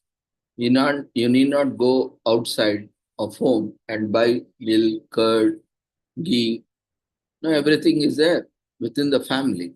And what it is consuming? The agriculture waste, which is produced, like harvested plants and crops that is being consumed. And in turn, they are also very, guarding of their members, family members, and properties. You cannot enter a house where there are animals. Can you try? So they are guarding our property, they are guarding our people, they are guarding our children, especially. No, they are very friendly with children. Even an adult cannot go near animals, but they are very, very, if you see, they are very empathetic to children, especially because they know they are also having children and cows. They understand children are different world and they do not know anything. So they are also very conscious about compassion, love, empathy towards other beings.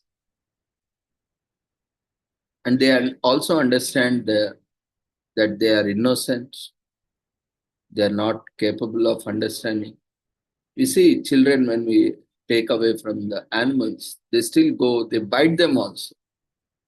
But, especially I'm talking about household animals where a lot of interaction, communication happens.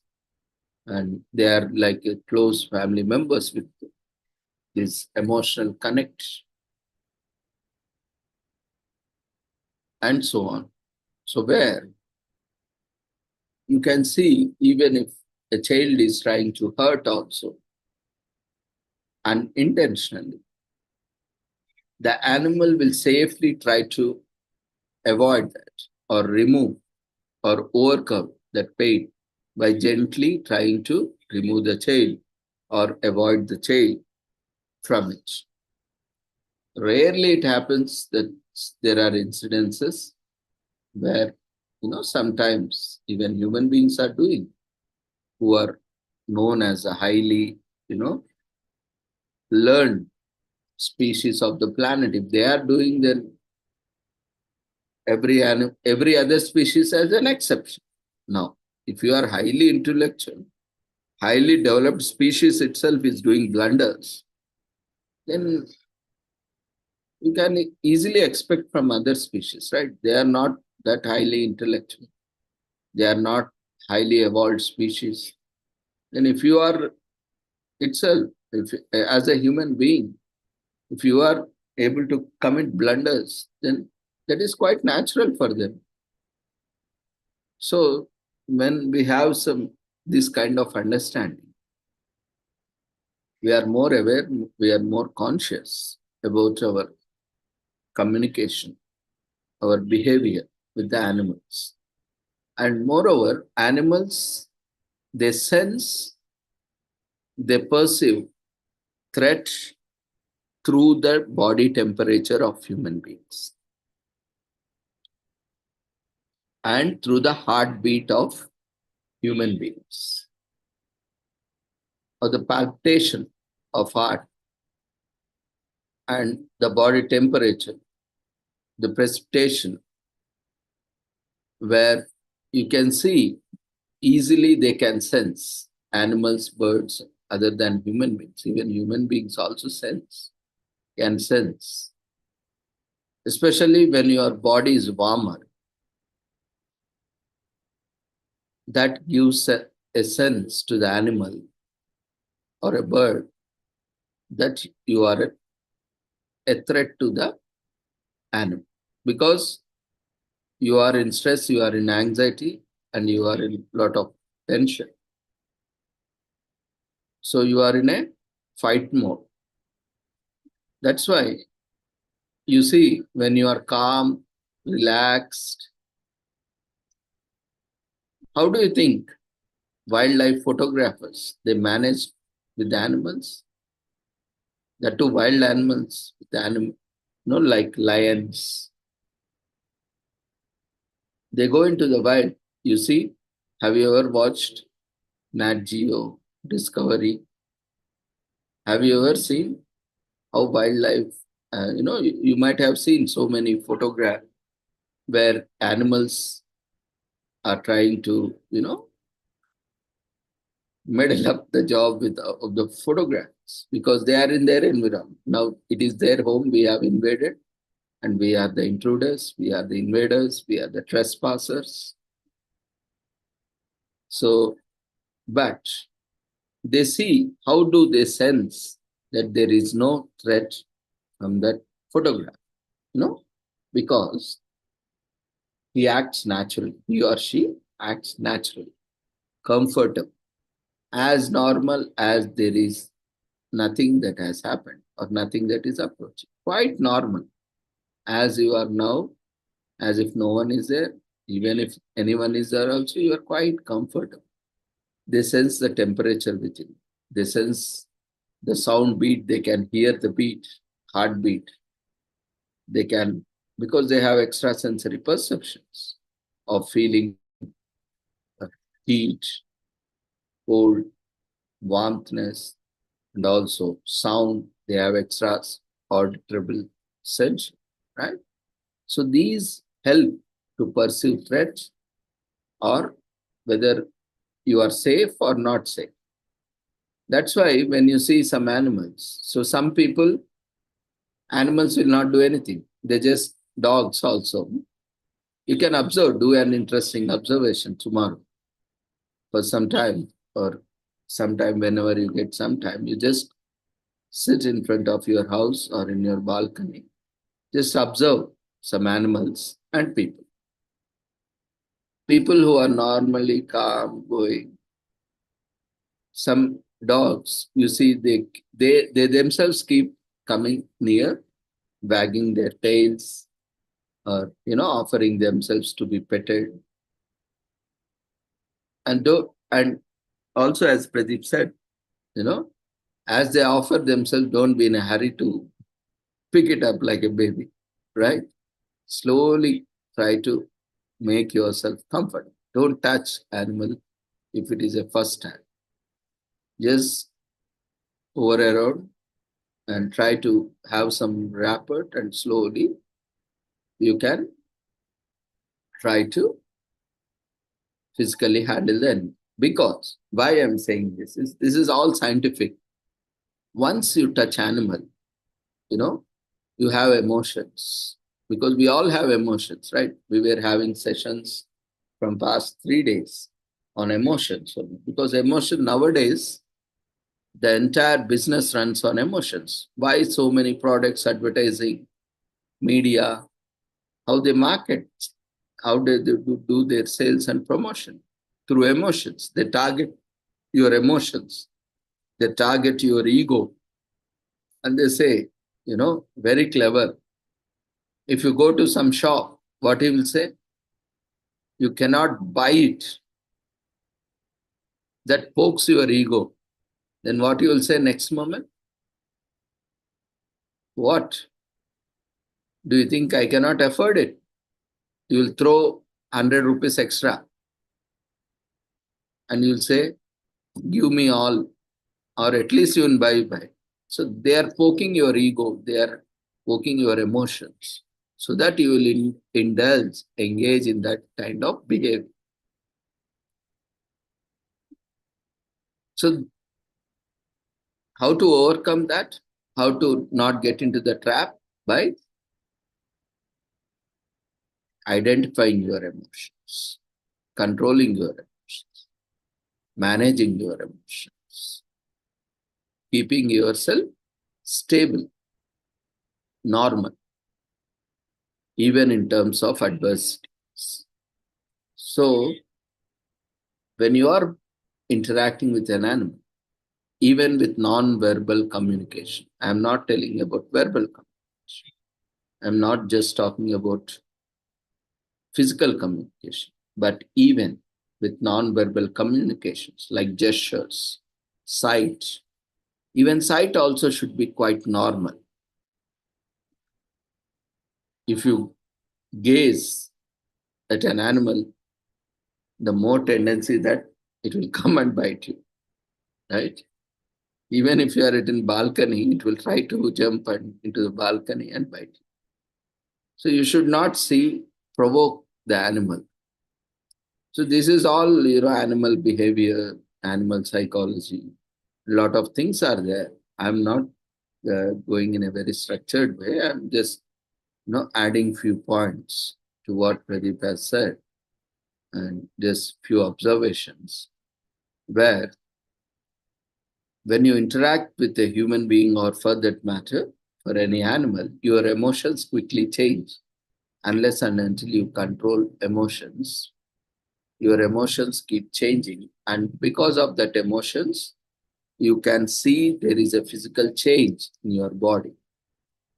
So suddenly some people, we have seen many videos also in social media, and sometimes when I'm also taking some sessions or when we are discussing about animal welfare, they show that video. See, this dog was very nice. Suddenly, you know, it bu- it you know it bit the man or woman. Why? So here is a very scientific answer. Because of the emotions. Because he was very playful or cautious also handling.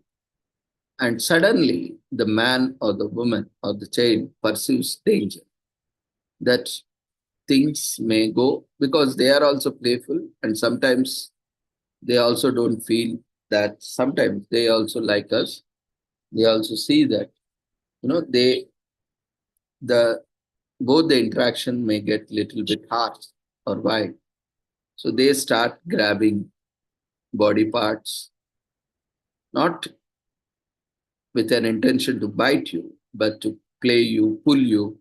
In that process, if you resist in that process, there is a friction. And when it is trying to pull it towards it, and you are trying to pull it towards you, there is a possible of injury. Now, if there is no proper sync, so what happens? Either it can bite you unintentionally, or you can get hurt unintentionally, and it can also hurt itself because it is also not prepared.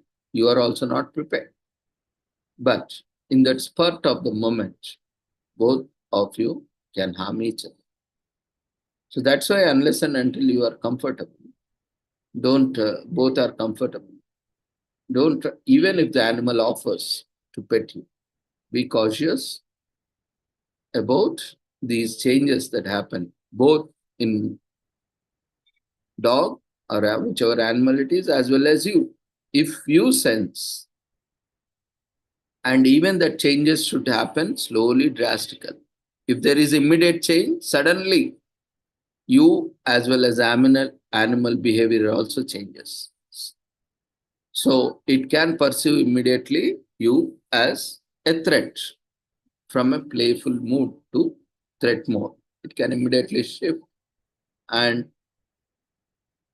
if you don't withdraw yourself, and if you don't stop there, there is a greater possibility of dog biting you or harming. But how you know?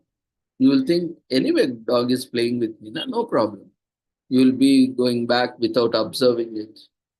Many times, we see children, why they are bitten by dogs is this, because they also think that they are also playing. A dog is also playing, but dog also gives lot of cues, but they are not able to understand or interpret in a right way. They think, "Oh, okay, it's okay." But that okay is not okay. It's okay is not always it's okay. So that's where the animal also perceives threat, and sometimes unwanted, untoward incidents happen. So these are the various aspects that we need to be aware of. Otherwise, there are a lot of casualties. So many such things are there. Pradeep is also very good at all these concepts. So I think, that's why you can have a lot of sessions at your communities, colleges, in universities. And Pradeep can be a very good resource person because I am quite busy with all the things. I may not be always available, but especially in terms of animal education or awareness, Pradeep can do a better job. And like I have just given you a glimpse of what different types of approaches we can take towards animal. And this is very complex. You cannot say, even in this platform also, if I pick up one person, I cannot say, or you also cannot say, when you will be good and when you will be bad, how you will behave. Generally, there is a prediction, but not to that extent. Right? So, all these aspects we need to consider. And thank you, Pradeep. I just wanted to add some psychological, emotional, and other aspects to this. So it was very good presentation. Congratulations and wishing you all the success for your future endeavors. Thanks a lot, Ravindra sir, for constant improvement. So I think there are no queries, then we'll move on to next session. So tomorrow also we'll have another topic on animal welfare. So do join and enjoy the sessions. So next session will be by Shilpa Bhagat.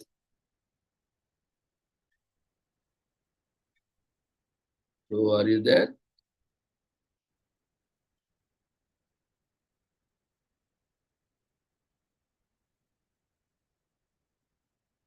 Yeah, just a second.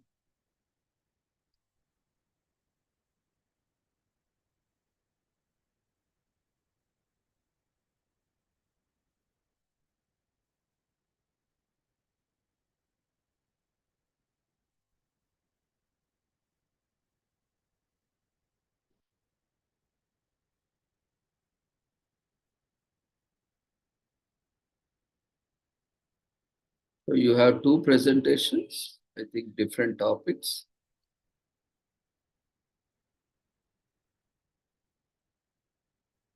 Or it is both the same, reviving the declining heart. Okay, same. Fine. Yeah.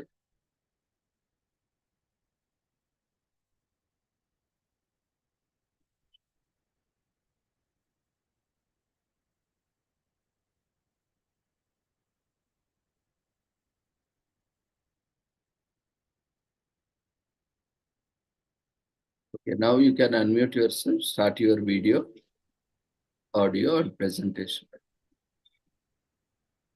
Good evening, sir. Good Hope evening. this time connection will support me. Am I audible, sir? Yes, ma'am. Good evening, sir. Good evening.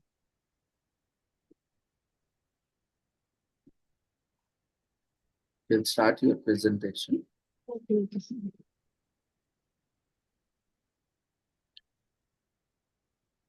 And as all of you know, there is no charge, and even for conducting offline sessions also we don't charge.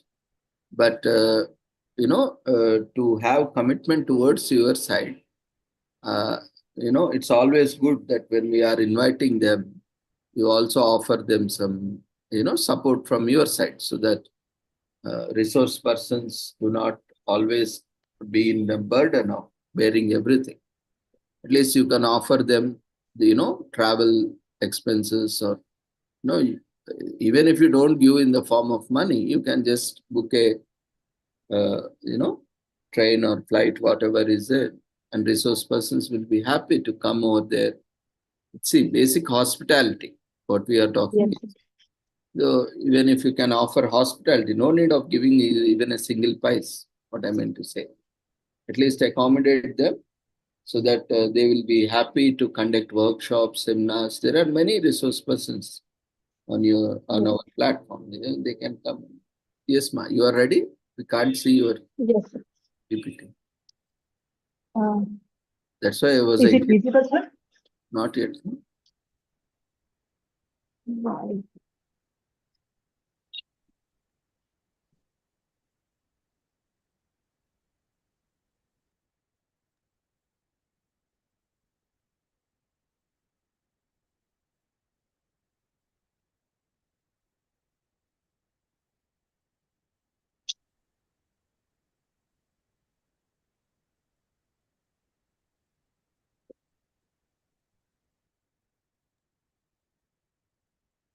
Don't get yourself tense. Stay cool and slowly try. First, open your PPT in your system. Yes, sir. Is it open? Yes, sir. Then click on share screen.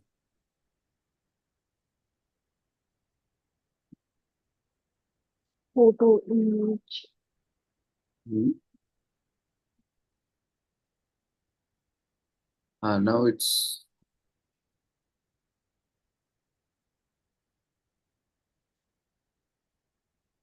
started showing whiteboard. If it is not visible, It's loading. I think your network is slow. No, you have opened whiteboard.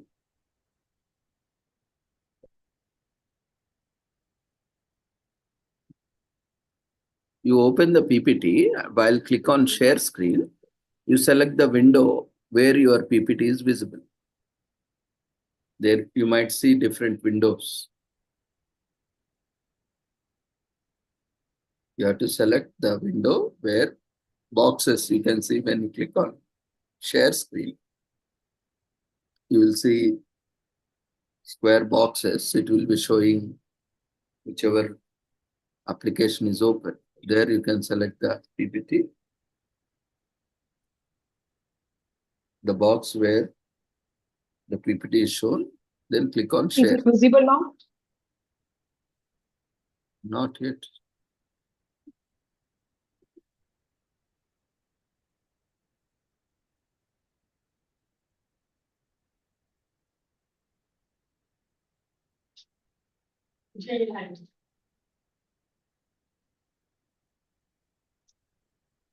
Or if you have another device, you can start sharing from that device, log in from that device. Okay. Sir, give me 10 minutes. Give me 10 minutes, please. Okay, next we will invite that one.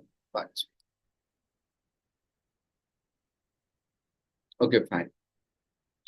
So by the time she fixes her problem, oh, there is one query.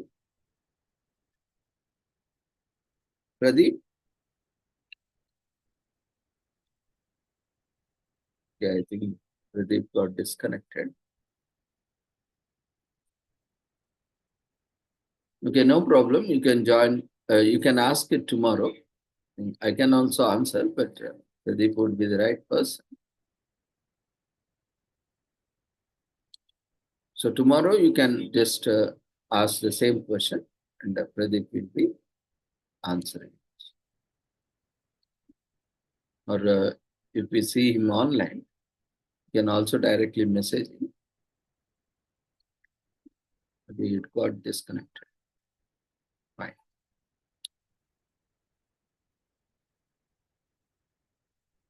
So anyone else who is there waiting for their presentations, let me know.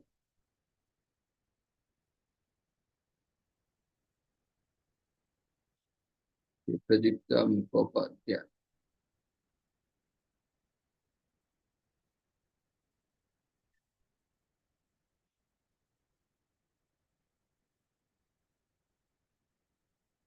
You need to share your details in the chat box so that we can make note of it.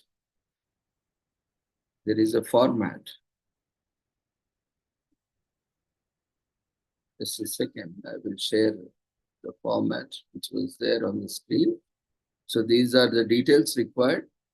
so that we can make a proper note of your details. Kindly share details in this format: your topic, full name, occupation, the designation, department, organization, place from where you are joining, email, and mobile number. That's enough as of now. In the chat box, so that we can also make a note that it is properly recorded. We can proceed with your presentation.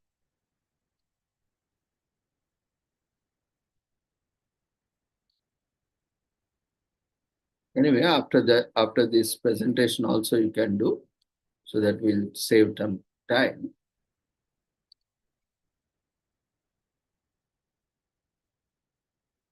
You can now unmute yourself, start your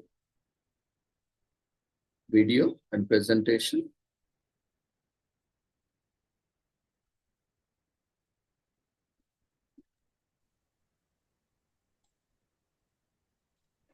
Yes. Give me 2 minutes time. I will do the screen sharing. Okay.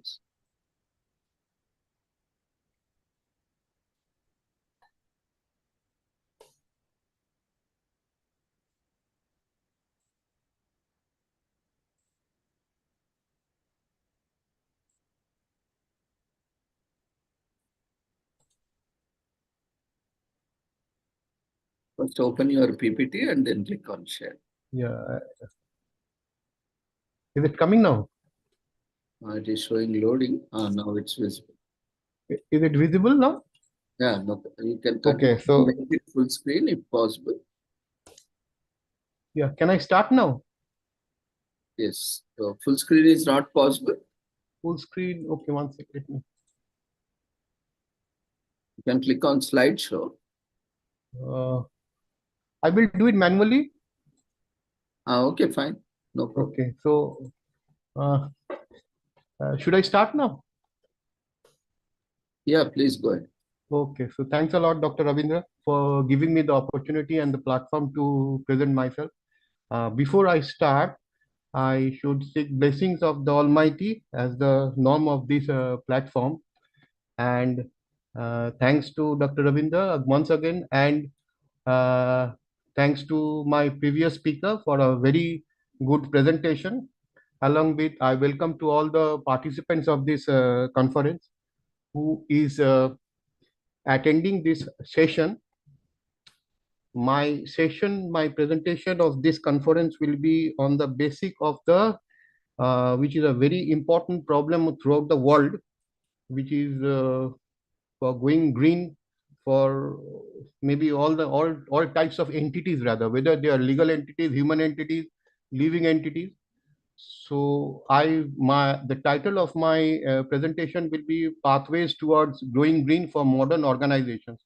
I will try to highlight on the way how the modern organizations, maybe business organizations, maybe any other types of organizations, wants to go green, rather they wants to mitigate or fight against the modern climatic problems which is going on throughout the world. Okay, so obviously there are two aspects like going green. One can be through the individual areas, like individual human beings, by their activities, day-to-day activities, whatever they do, they can be they can incline themselves to the climatic problems, rather. And the other part is the organizations. Organizations can be a school, a college, a university, a financial institution, banks, along with all manufacturing organizations and production sector. Now, the basic importance of this presentation will be, I have tried to highlight on the manufacturing or the production sectors, because most of the, what should I say, anti-climatic activities comes from that particular sector. It does not come from the finance sector or the bank sector or the schools or colleges or universities. It actually comes from the manufacturing sector or any other sectors which are related to the manufacturing or the production sector. So they have a lot of activities. They not only just emit greenhouse gases, which we say, which goes on polluting the climate. They are always, what should I say, even in modern world, they are trying, or most of the corporate world, corporate units are trying to come out of this problem. So my aim of this presentation will be to actually to increase the awareness of all individuals who not only over who are listening to this session, or throughout the what should I say, our community, to increase the awareness of how to behave in a proper manner, so that we don't hurt the climate, we don't hurt the surrounding environment, we don't hurt our own future rather. Okay, so in this way I will proceed. I would move on to the next slide, which will be a basically a summary of the total session. Now, the session is going to deal about the growing environmental degradation throughout the world, which we held some specific sectors. Specific sectors basically means with the there are a lot of sectors, all somehow or the other, they go on degrading the environment. It can be a hospital sector, be a lot of wastages are coming out over there.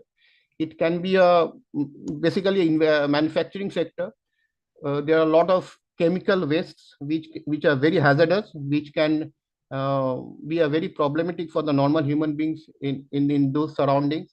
Then there are a lot of greenhouse gases which are coming out in the environment, which takes a lot of toll on the environment rather. Along with, there is another sector which is known as transportation sectors. Transportation sector is a sector which is dealing with all the units of the production sector, manufacturing sector. In every sector, there's a what should I say, a link with the transportation sector. Now, in modern world, with these two sectors, transportation sectors and the manufacturing sectors, are maximum, what should I say, are creating those incidents or issues which goes on pollute the climate rather. In overall, what should I say, in if we say the overall situation, these are the two sectors which basically creates the pollution to the entire climate. And my main concentration will be on these two particular sectors, which are manufacturing and the transportation sector. So before we go into the details, the basic thing is that there should be a proper education with all the individuals. Now, individuals are not in what should I say, secluded in the society. They comes from the organization itself. They come from a unit which known as household.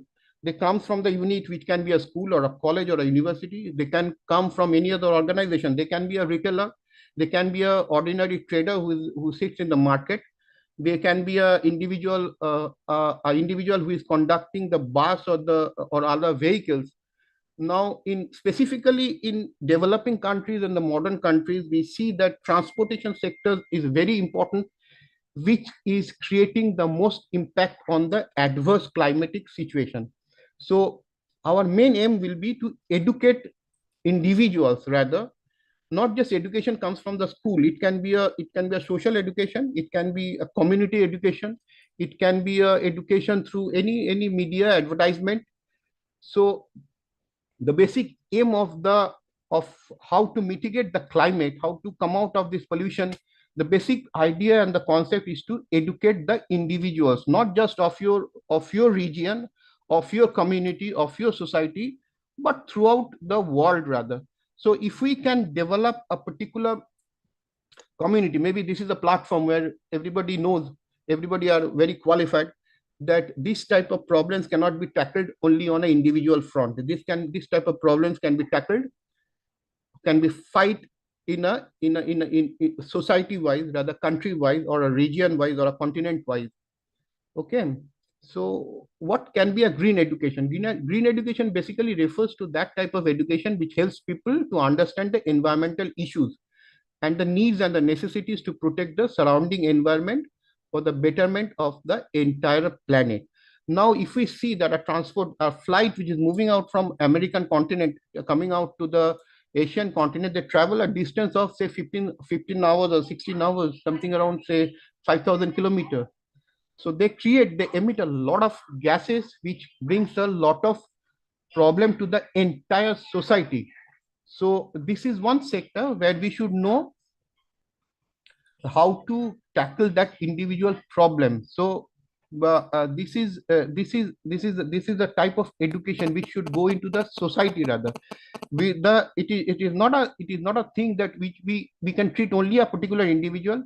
We have to treat it as a whole, like somebody who is manufacturing a particular product, a person who is dealing with the service sector, a person who is dealing with the flight what should I say, captain, or anybody in any other sector. So they should know how to control their emissions, how to control their waste rather, so which does not go and affect the climate.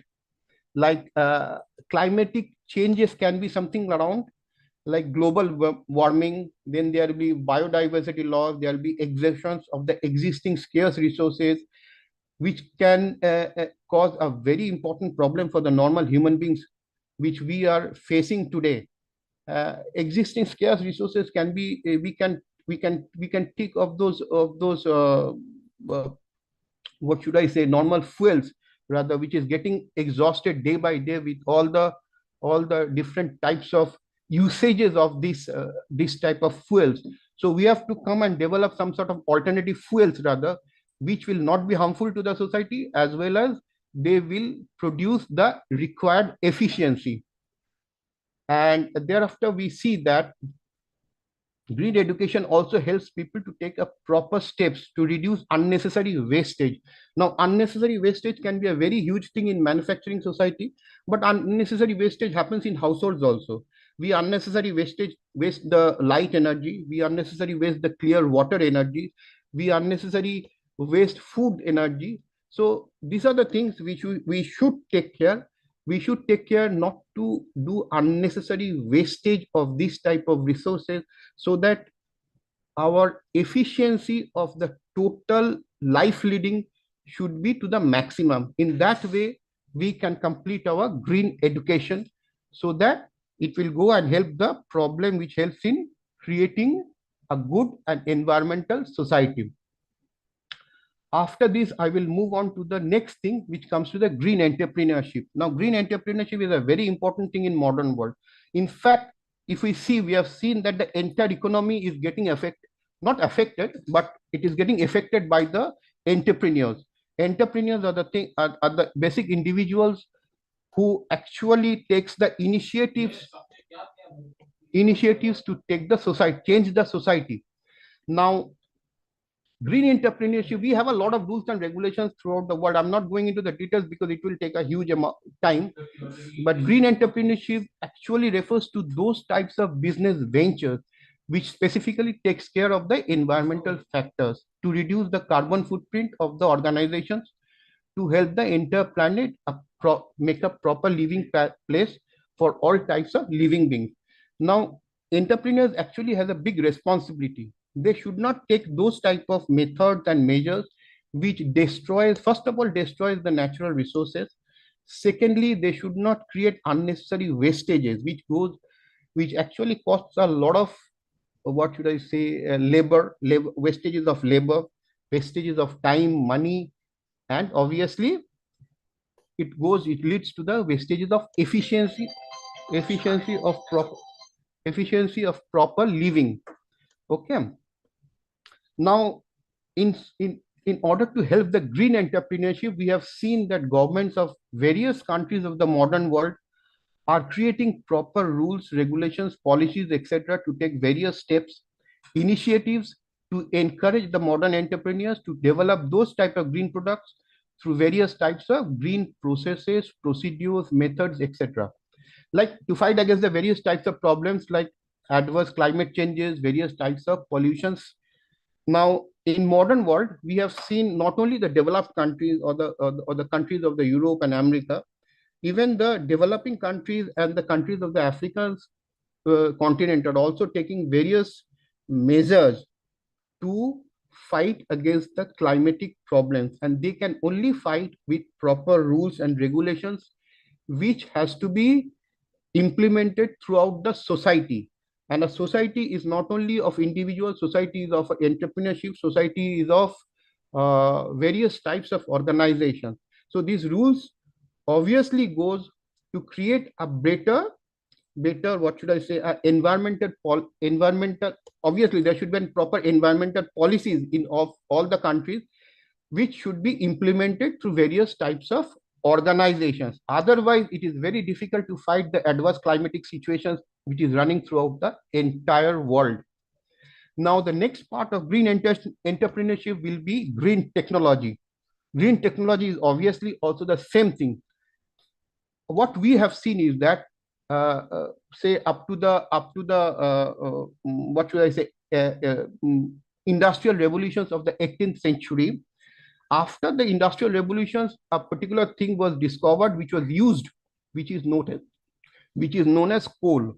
The more we use the coal, the more the carbon, the normal greenhouse gases has been emitted into the climate.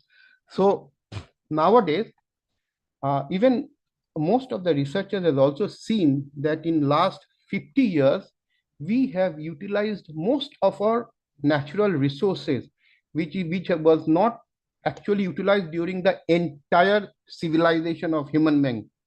Now, these usages of resources has been basically came from the coal resources and the oil resources. Now, these are the resources which normally creates a very bad greenhouse emissions, which is creating a lot of problems throughout the entire world. In order to mitigate these problems, we have introduced, or the entire world is trying to introduce, better type of green technologies. Now, green technologies are those types of technologies which are environmentally friendly and specifically designed to reduce the carbon footprint of the organization, or reduce the negative or the adverse impacts of the organization on the surrounding environment. Now, what is the carbon footprint? Carbon footprint is the carbon emissions or the greenhouse gases emissions of a particular organizations, of a particular unit of an organization. So the more we are conscious about how to reduce the carbon footprint, the more important will be the introduction of the proper type of technology. With the proper type of technology introduction, it may be costly. At the initial stage, it may be costly, but it will help us in reducing the climatic problem. And one green tech, which is an abbreviation of green technology, is also refers to those type of technology which goes on to reduce emissions of various types of greenhouse gases to protect the surrounding environment from adverse changes. And one basic target of green technology will be to protect the surrounding environment from further degradation. Mind it, in the last 50 years, we have utilized most of these type of resources like coals, oils, something like that, which have actually created much more degradation of the climate. Now, we are in such a situation that first of all, we have to stop the further degradation. Then we can go on and improve the situation. So in order to first stop the further degradation, we have to improve on the implementation of the technologies. These technologies are known as green technology, which takes care about the ways and process of measuring the efficiency of a particular production technology. Thereafter, we will move on to the green design. Green design will refer to those types of ideas, concepts, or plans which has been developed to produce different types of products. Now, a design is a proper thing how we are developing a product. So in order to develop a product, we have to use those types of designs or ideas or concepts which should take care of the environmental factors. The environmental factors are those which will not, harm the environment. Now, one thing of design is that green design can also be referred to as eco design, which basically concentrates on developing or creating the products or services after taking proper care in not harming the environment. Now, in doing this, we have to find out a proper resource efficiency. We cannot just implement a design which obviously it can be a costly one, but we have to use it in a proper manner so that it increases the efficiency of the resources. What does that mean? Resource efficiency means the lowest amount of resources which will give the highest amount of final product. So these things is very important for the development or a sustainable development. Okay. Now, one important thing is that when we design a particular product, we should keep in mind of utilizing those types of ideas and concepts which can use a very important thing which is known as green energy. Green energy is a very important thing which can be taken from the renewable sources. Renewable sources can be something like sun, renewable sources can be something wind, a renewable source can be water. So if we can gain or develop energy from these type of sources, it will help us much more in obtaining the objective of developing a sustainable society, which means that it is not going to harm the future generations to come. After that, we will move on to the green supply chain system. Now, green supply chain system is basically for the manufacturing sector or the manufacturing organization. A supply chain obviously deals with or starts with the procurement of the materials till the final product is reached to the final customers. Now, whatever activities we do from the procurement of the materials to the final movement of the product to the customers will be known as green supply chain management system.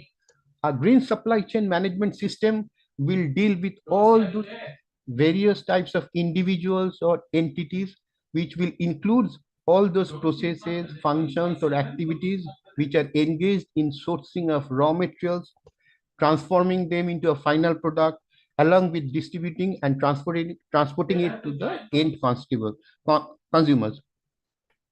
Now, the green supply chain management will go on to adapt and implement those techniques, process, procedure, practices, and activities which will specifically go on to take care of the environmental factors. This is a very important thing in modern manufacturing sector. A green supply chain is the basic thing which actually gives that particular organization a sustainability or a proper development in the market or gives an edge in the market competitors. So whenever we choose a supply chain management system, we have to be very careful in choosing those type of process or procedures which will not harm the environment.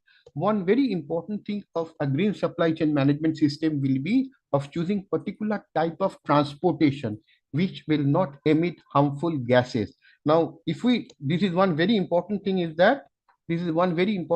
that if we choose transports like say electric vehicles or railways, then it will be less harmful to the environment.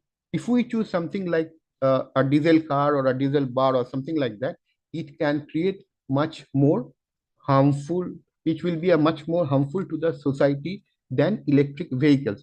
Now, electric vehicles are much more costly than the ordinary vehicles. So we have to be very, very choosy while we are selecting the type of vehicle. Type of vehicles actually depends on the type of products rather, which we are to distribute throughout the society to reach the end customers. So in this, we have to be very choosy rather in selecting proper type of transport for transporting our not only procurement of the materials, but for transporting of the material final product to the customers. Okay. So thereafter, it will be green process. Green process will deal, obviously green process as the name imports, green process will will refer to that type of production or manufacturing process which will go on specifically consider those types of activities which will help in reducing the negative environmental impacts along with reducing the generation of hazardous chemicals and achieving higher resource efficiency. Okay. So this is which will go on specifically consider those type of activities which will help in reducing the negative environmental impacts along with reducing the generation of hazardous chemicals. This is a very important thing. The more we see, the more we generate hazardous chemicals, it will be adverse to the society. So we have to be very careful in choosing those process which does not generate the harmful chemicals. Okay, so harmful chemicals should be avoided rather, so that we don't harm the society. After this, we move on to green purchasing. Green purchasing will refer to those types of purchasing which will consider the overall conservation of the natural resources of our planet, along with taking care to reduce the various types of existing pollution. So green purchasing will refer to those purchasing which will consider overall conservation of the natural resources. We should be very careful in protecting our natural resources so that we help our future generation. Future generation should not be, what should I say, face the problem of problematic resources rather. So we should protect our resources for the future generations. We should develop and conserve our resources. Natural resources not only means soil, water, or other oil, fuel, but it also means the living plants also. The plants should be protected in such a way that they should give the proper resources to our future generation. The basic aim of green purchasing will be to promote the idea of proper utilization of resources by adopting the process of using renewable or recyclable materials and try and reduce generation of waste as much as possible to fight against issues of biodiversity loss, unnecessary pollution of air, water, soil, etc. One example of green purchasing can be purchasing of energy saving light bulbs. These energy saving light bulbs is very important because it helps throughout the society. It does not only help the manufacturing sector, it helps the household also. If we purchase one energy saving if we purchase one energy saving light bulb, it will help in reducing our electricity bills, which is a very important thing in normal household also, because the more we save the electricity bill, the more it will help us in our normal day-to-day living. Then we move on to the green manufacturing. Now, green manufacturing is a very important sector which has relation to all other sectors like transportation, retail, construction, etc. And green manufacturing refers to that type of manufacturing process where the products will be produced with those types of technology which will help in reduction of the carbon footprint of any particular organization and increase the overall efficiency. I have already discussed the green manufacturing part previously, and once again, the green manufacturing is a sector which deals with everything. Everything means transportation, retail, construction. At every point of this green manufacturing, there is a scope to utilize all the resources in a proper manner so that we don't harm our surrounding. Not harm our surrounding does not mean only the climate. Harm our surrounding means also the water resources, the soil resources, so that if the water is protected properly, it is not only a proper, it will not only help the proper living of human beings, it will help a proper living of the aquatic life. Whatever aquatic life we have, that is very important to the entire human civilization rather. So it is our duty not to pollute the water so that we should be very careful in treating our manufacturing wastes rather, which will not harm the water, which will not harm the soil, which will not harm the climate. Okay, then I will move on to the next part, which is green product. Green product obviously is a thing which will be are those types of products which will be produced in such a way which will not only save the natural resources but will have also have less harmful impacts on the surrounding environment. Now, these green products are the products which we use. So we should use a green product in such a way so that it does not harm the normal living of a human being. If we use a product in a proper manner which will enhance our living, that means it can help our day-to-day life also. So the green products obviously will be a bit a costly product because in most cases they are herbal products also. So they might be a costly product, but they will be very helpful to the proper living of a particular individual in the society. Rather than harming the society, we should use those products in a proper manner so that it, it, it increases our life. Okay. Then comes the green distribution. Distribution includes ideas like packaging, activities like packaging, storaging, transportation of products through various modes of transportation, etc., to deliver the final product from the manufacturer place to the final or the end customer. Now, this is a very important thing in modern world. If the distribution is not if the distribution is not proper, then the product will not reach the customer in a proper time, which means the customer satisfaction of a particular organization will not reach the target. So in order to have our customer satisfaction, we should choose the distributing, what should I say, ideas or issues like packaging, storaging, and transporting in a proper manner so that it increases the customer's satisfaction in a to the utmost. And the more the more the customer satisfaction we have, the more is the benefit to the organization. It will increase the brand image of the organization. It will increase the profitability of the organization. It will help the organization to stay in the market for a longer time. So the more we use the green distribution systems in a proper manner, the more will be the sustainability of the organization. Then we move on to green warehousing. Green warehousing is also, it is a green warehousing is a type of facilities where we keep the product after it is produced and before it reaches the market. So this type of green warehousing facilities should be in a proper manner so that the products are kept in a proper way without harming the society. The green warehouse should be kept, maybe if it is needed for a particular type of product, it can be very well, the product should be preserved in a very utmost proper condition so that it does not deviate from the existing standard. If the product deviates from the existing standard, it can create repercussions in the market. So the greenhouse warehousing should be in a proper manner that the products are kept in proper condition before it reaches the final customer.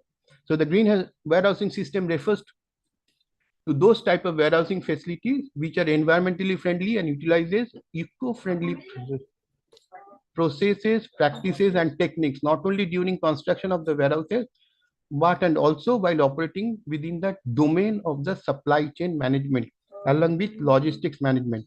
So the basic objective will be to reduce unnecessary energy and other types of wastages and reduce the overall carbon footprint of the organization, which is a very important thing. Otherwise, it actually it will go on to harm the society in an overall manner. Then we move on to the packaging, green packaging. Green packaging are the techniques and the materials which can be biodegradable or can be made up of recyclable materials, which will help in reducing the harmful impacts of the irresponsible packaging methods of the various organizations. In many cases, we have seen that we have utilized plastics to the utmost level which has actually went to harm the entire society. It has not only harmed the climate, it has not only harmed the environment, it has harmed the water sources, resources also, along with the aquatic life over there. So the packaging materials should has to be selected in such a manner that it does not harms the society. It should be selected in such a manner that it is biodegradable. It should be in such a selected in such a manner that it is recyclable. Recyclable means which help in reducing harmful impacts of the materials which we are utilizing to package a particular product. Okay, so the packaging should be selected in such a way that it does not harm the product, it does not harm the environment.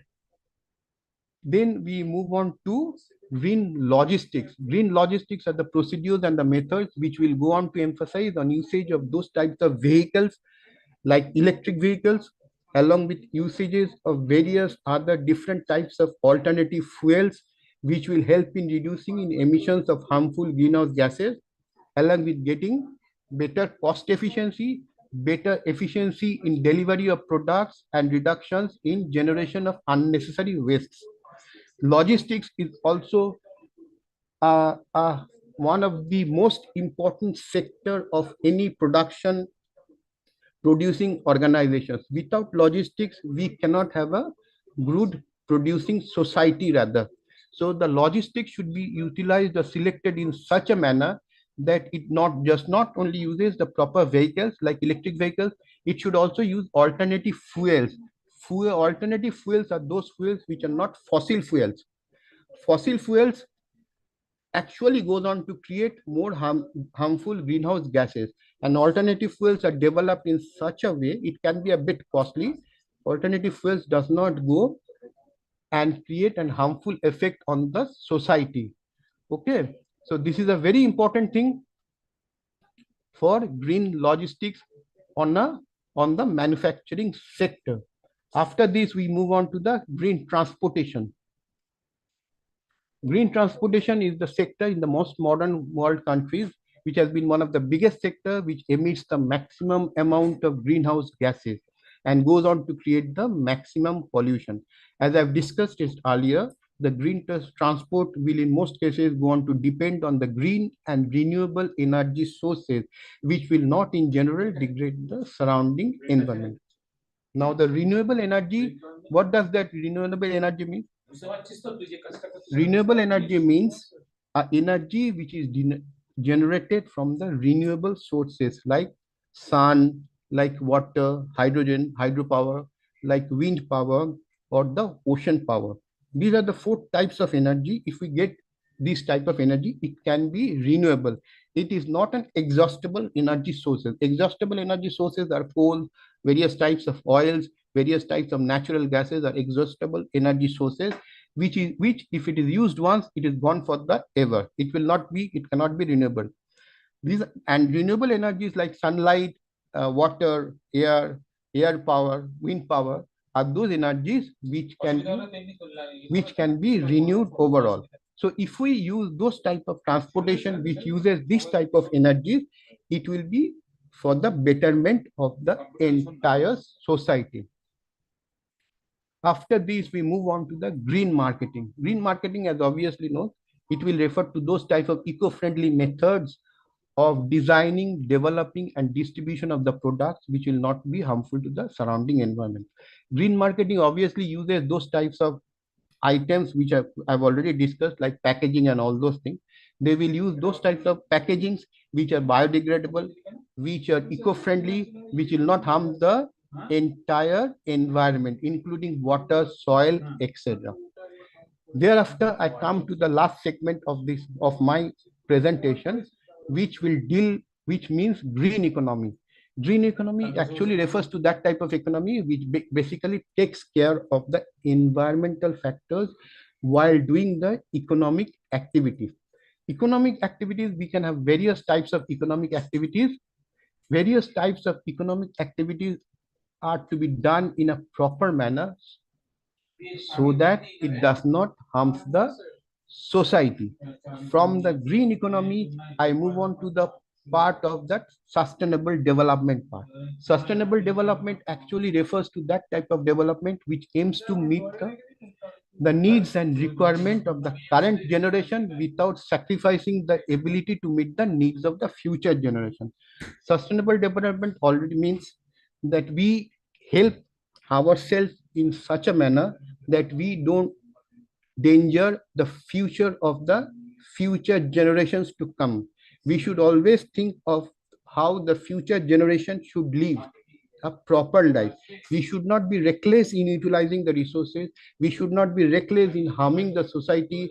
We should not be reckless in attitudes towards the future society, so that we have a proper what should I say, society in future. Thereafter, I move on to the last part, which is known as, which will be some 4 or 5 points of going, what are the benefits of going green. Going green actually will help in reducing generation of waste, which will actually lead to a lot of savings. Unnecessary utilization of resources can cause a lot of, can lead to a higher cost of production. So in order to reduce the cost of production, we should think of those types of ideas, techniques, or processes which will reduce the generation of the waste. Then going green obviously helps in creating a better workplace in the society. Better workplace will obviously happen when we think of the surrounding environment, rather, which will not harm the human beings living over there. Then we have the, obviously it will, the going green is not an easy task. It will take a lot of time. It will take a lot of brainstorming. It will take lot of capital outlay rather, but in the overall, in the long run, it is going to benefit the entire society, which can be quantified in the help in overall reduction of the costs. Thereafter, after the reduction of the cost, it can help in gaining tax credits and tax grants.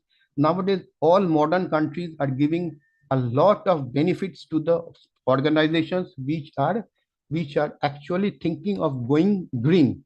So if they can adopt projects which will help the environment, or if they can adopt projects which will help the society, they are bound to get government aids, government grants. So this is one very important thing for all types of entrepreneurship of going green, to achieve the grants and the credits from the government. Thereafter, the most important and the final thing is that if you go green in modern society, it is going to increase the brand image of the society. So this brand image of the society is very important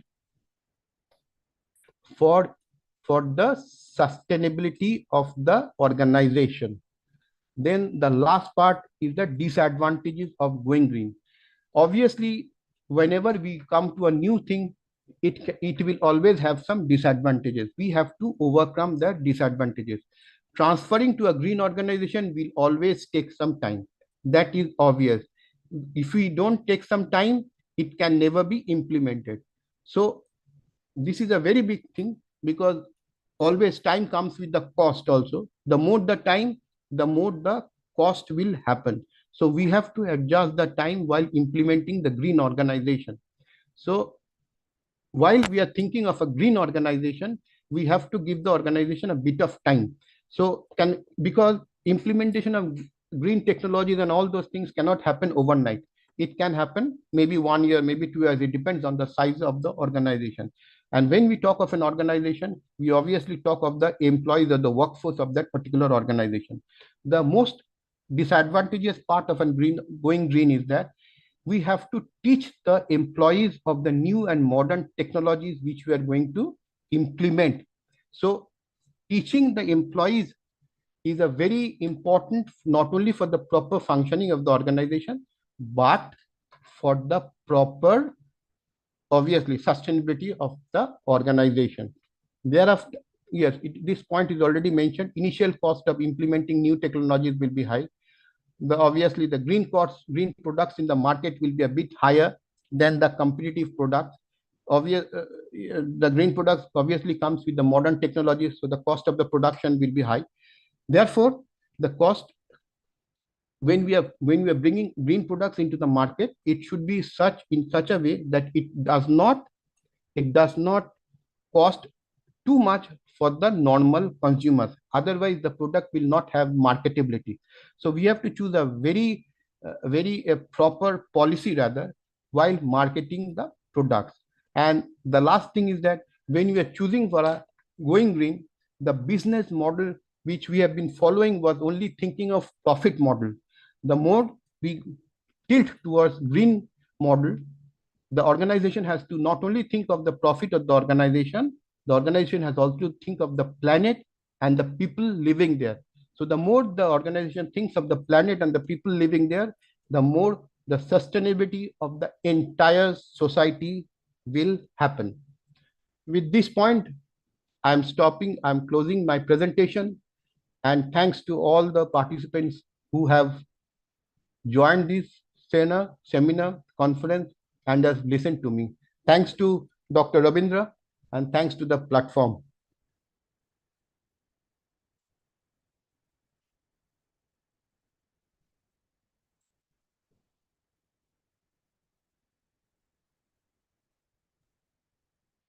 Yeah, congratulations,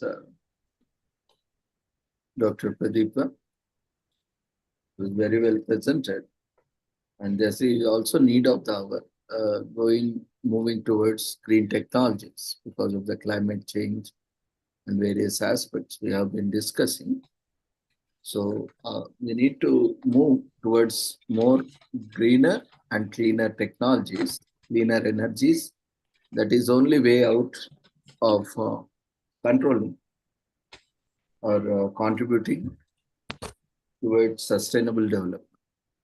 So it's a very good presentation. Participants, if you have any queries, you can share in chat box or raise your hand. You can unmute yourself.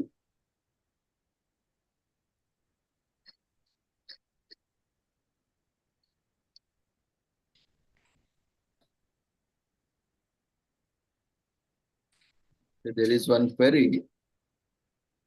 Yes. When there are so many options in green technologies like hydrogen fuel and various options, why we are still, the world is embracing fossil fuels? Yeah, because introducing of hydrogen fuel is very costly. It is not possible for all types of organization to implement technologies which are using hydrogen fuels. Even one of the most richest sectors is the aviation industry. We don't use the aviation industries also doesn't utilize this, because even though they are richest, they does not have the technology to utilize the hydrogen fuel. So it will take some time, maybe another 20-25 years. It will take some time to introduce hydrogen fuel in the society. Obviously, everybody is thinking nowadays. In most seminars of the world, we are talking of hydrogen fuels, but it will take some time. It is not that it can be done overnight. It will take some time. You have to develop the technologies. We have to educate the employees of the organizations. We have to actually change the society. So it will take another 30 to 35 years to implement hydrogen fuels throughout the society. It cannot be done overnight. It will take another, say, 30-35 years to implement hydrogen fuels. It will be done. It is coming. Most organizations of the US are thinking of those. Even if you see the seminars, they're talking of hydrogen fuels, but it will take some time to come into in most countries of the world.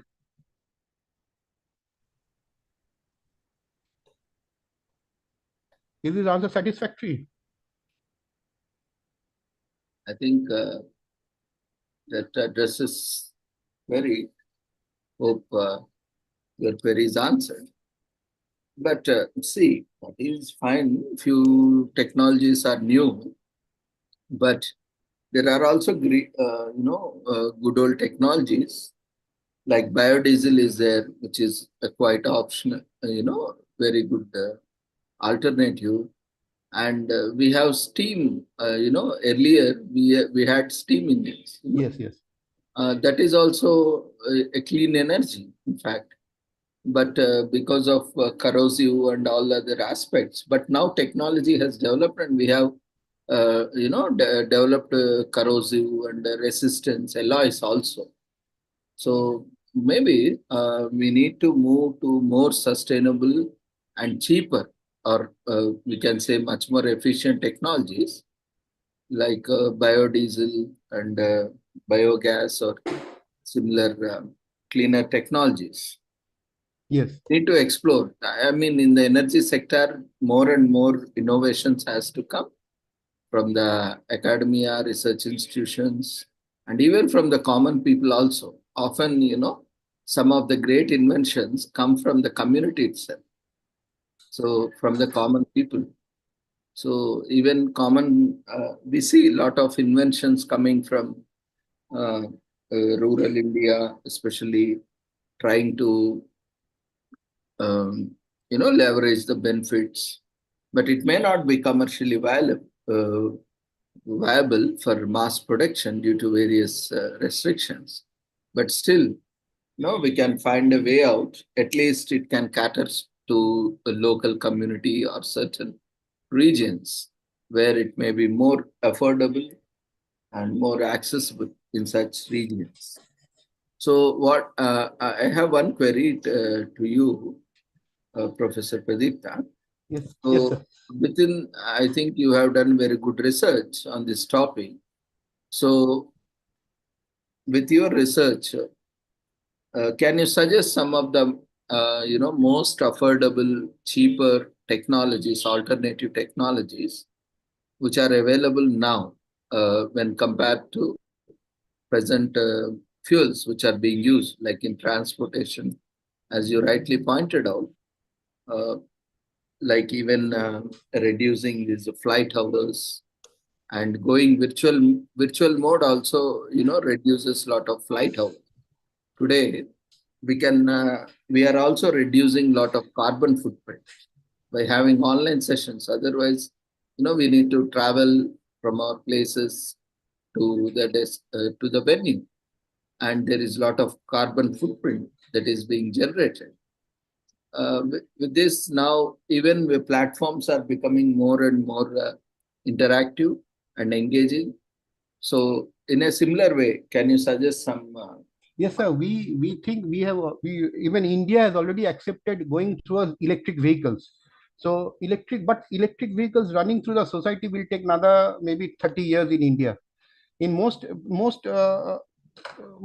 parts of the world, even electric even flight sectors are not only the trains traveling is done through electricity. Otherwise, we don't normally use electricity in the transportation.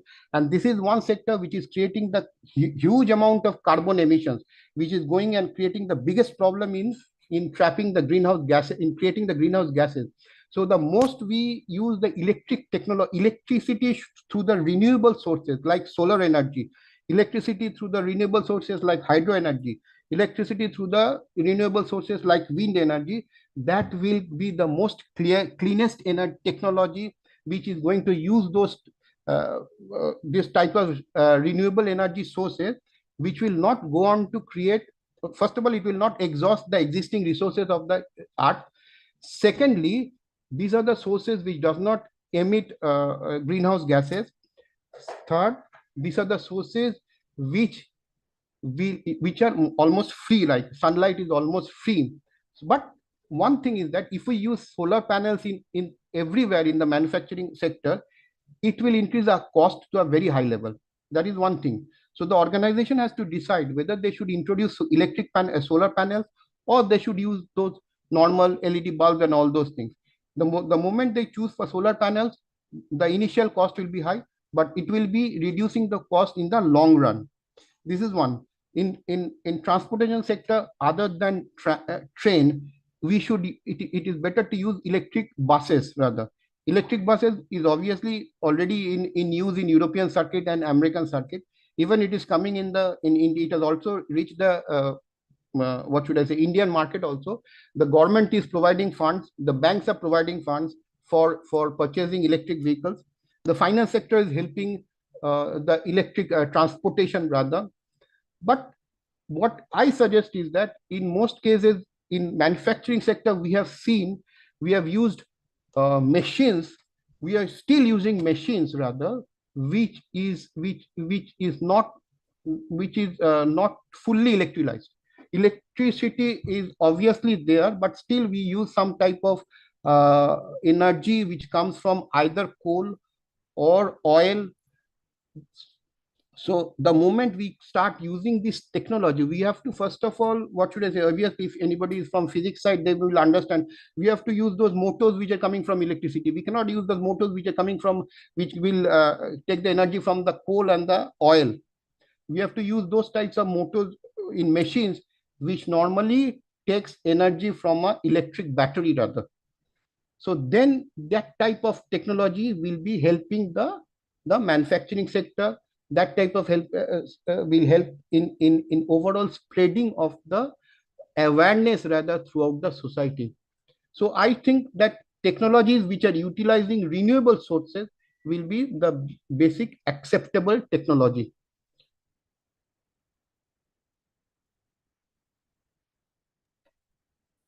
Anything, sir? Yes, Professor, sir. And this is also very significant. I have seen, the efficiency of solar panels.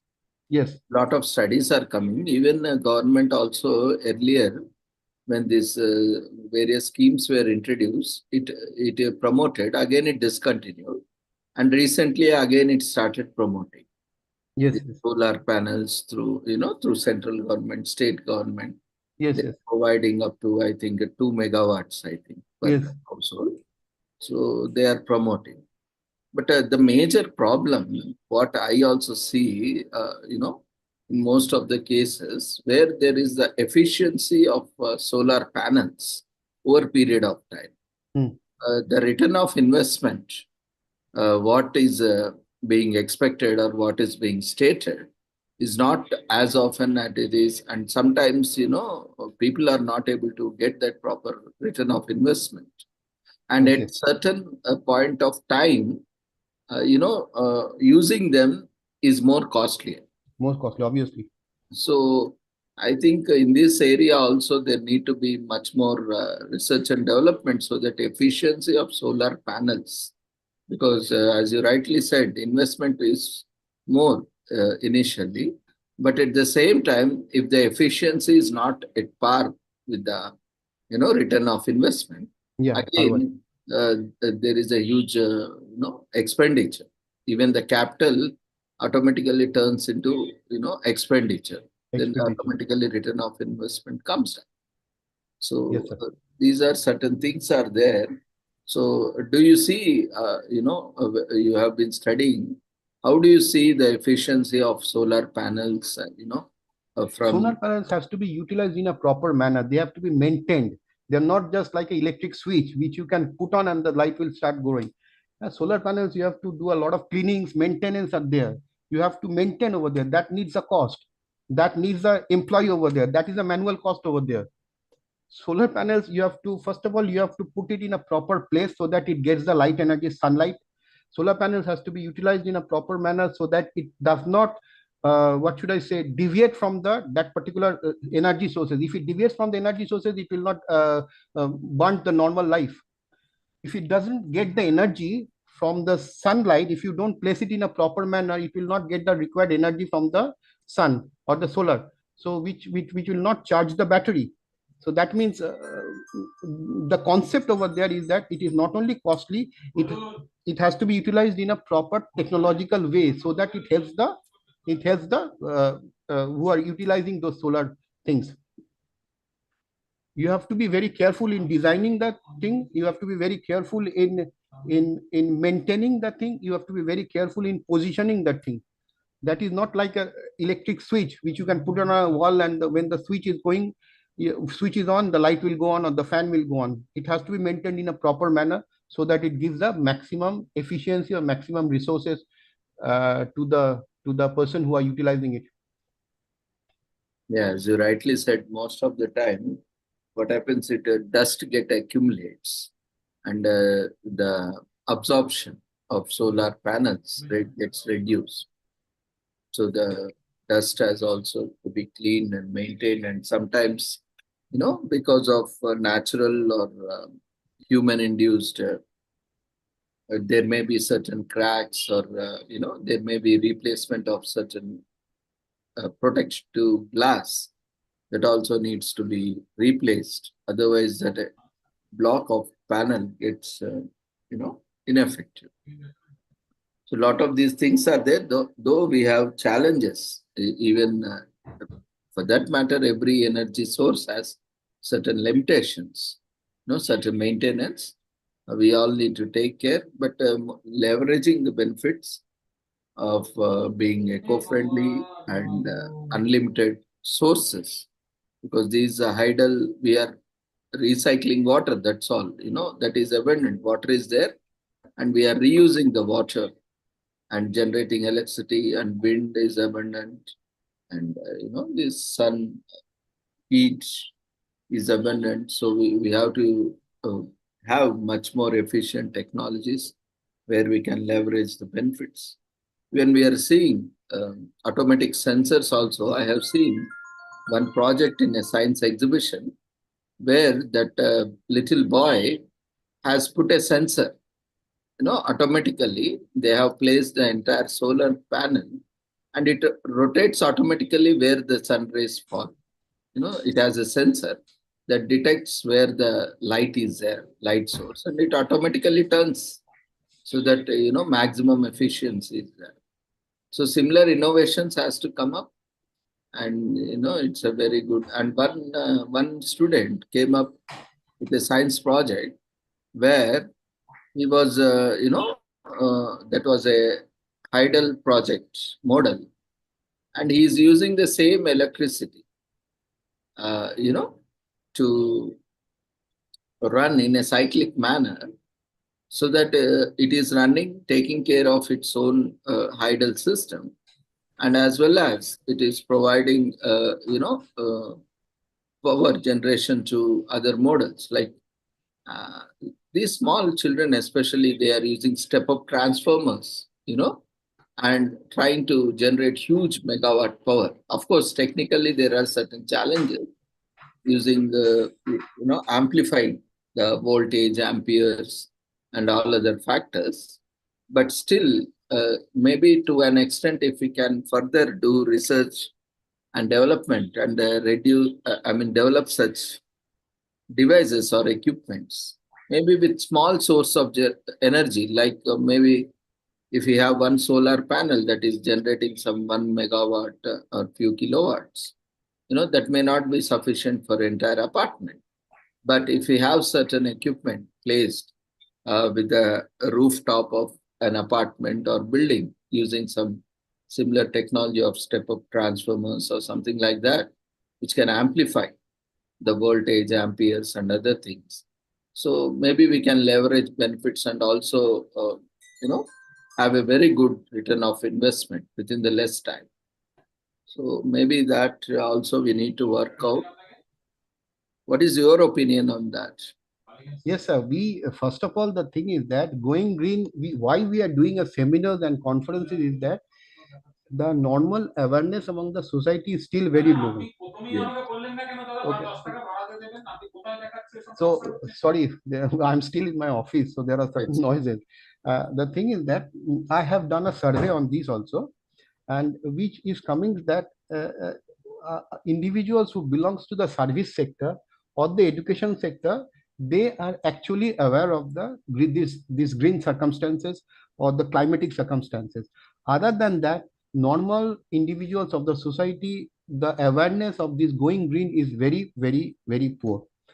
Actually, they doesn't even understand what is a green product, what is the basic benefit of a green product, and how to become a green, maybe a citizen. A green citizen is also a very important thing in modern life.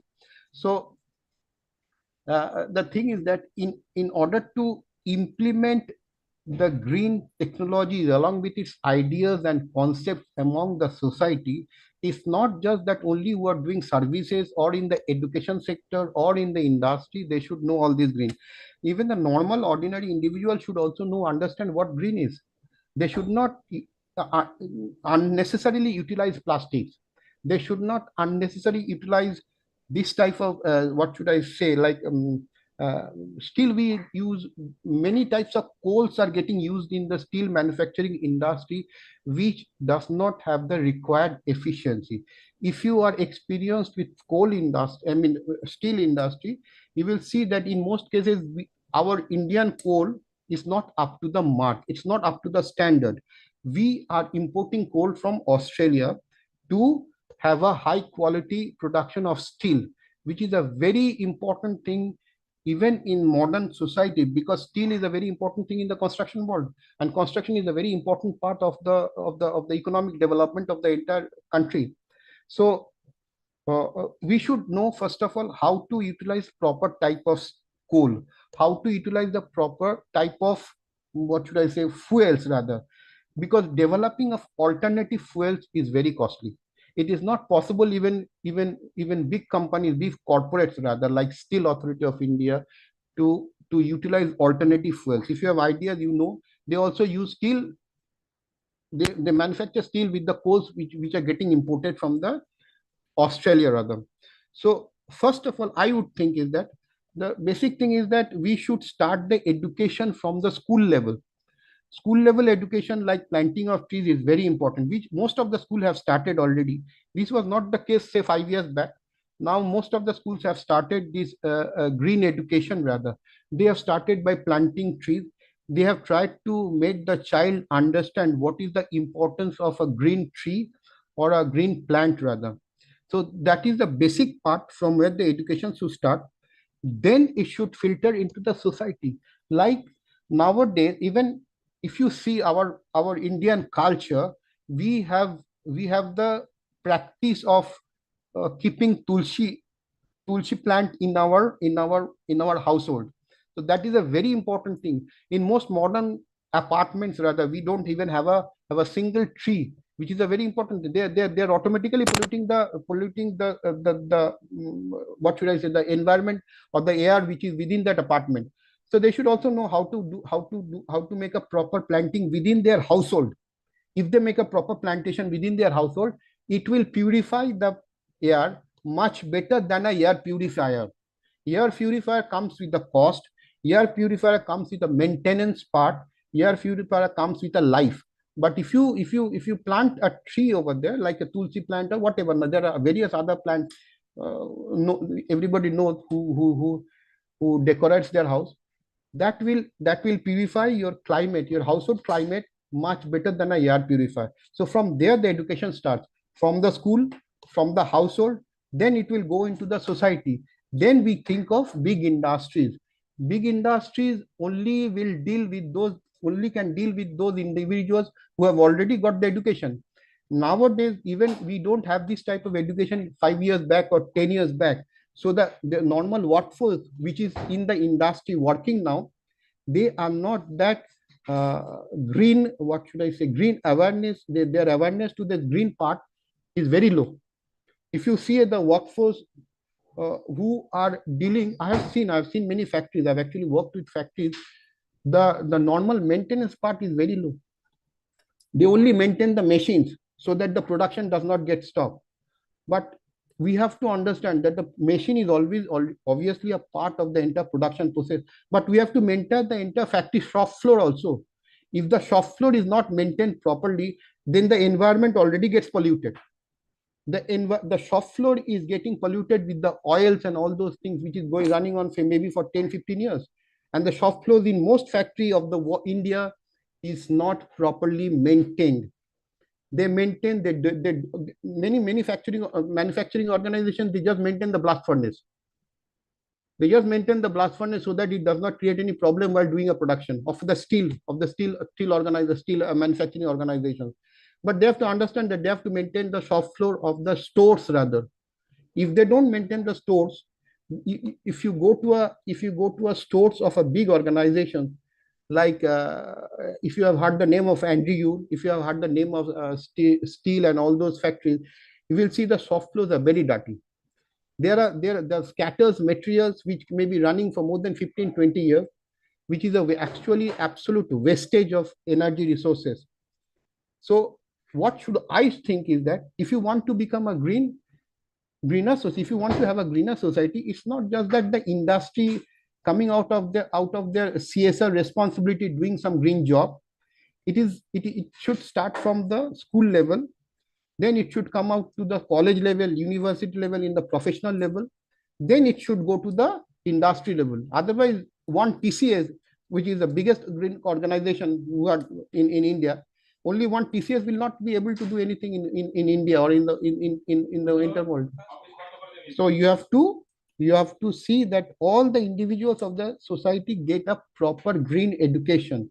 Now that part is a different thing, because I have not discussed in that part. I've only discussed about the corporate part of the organization part.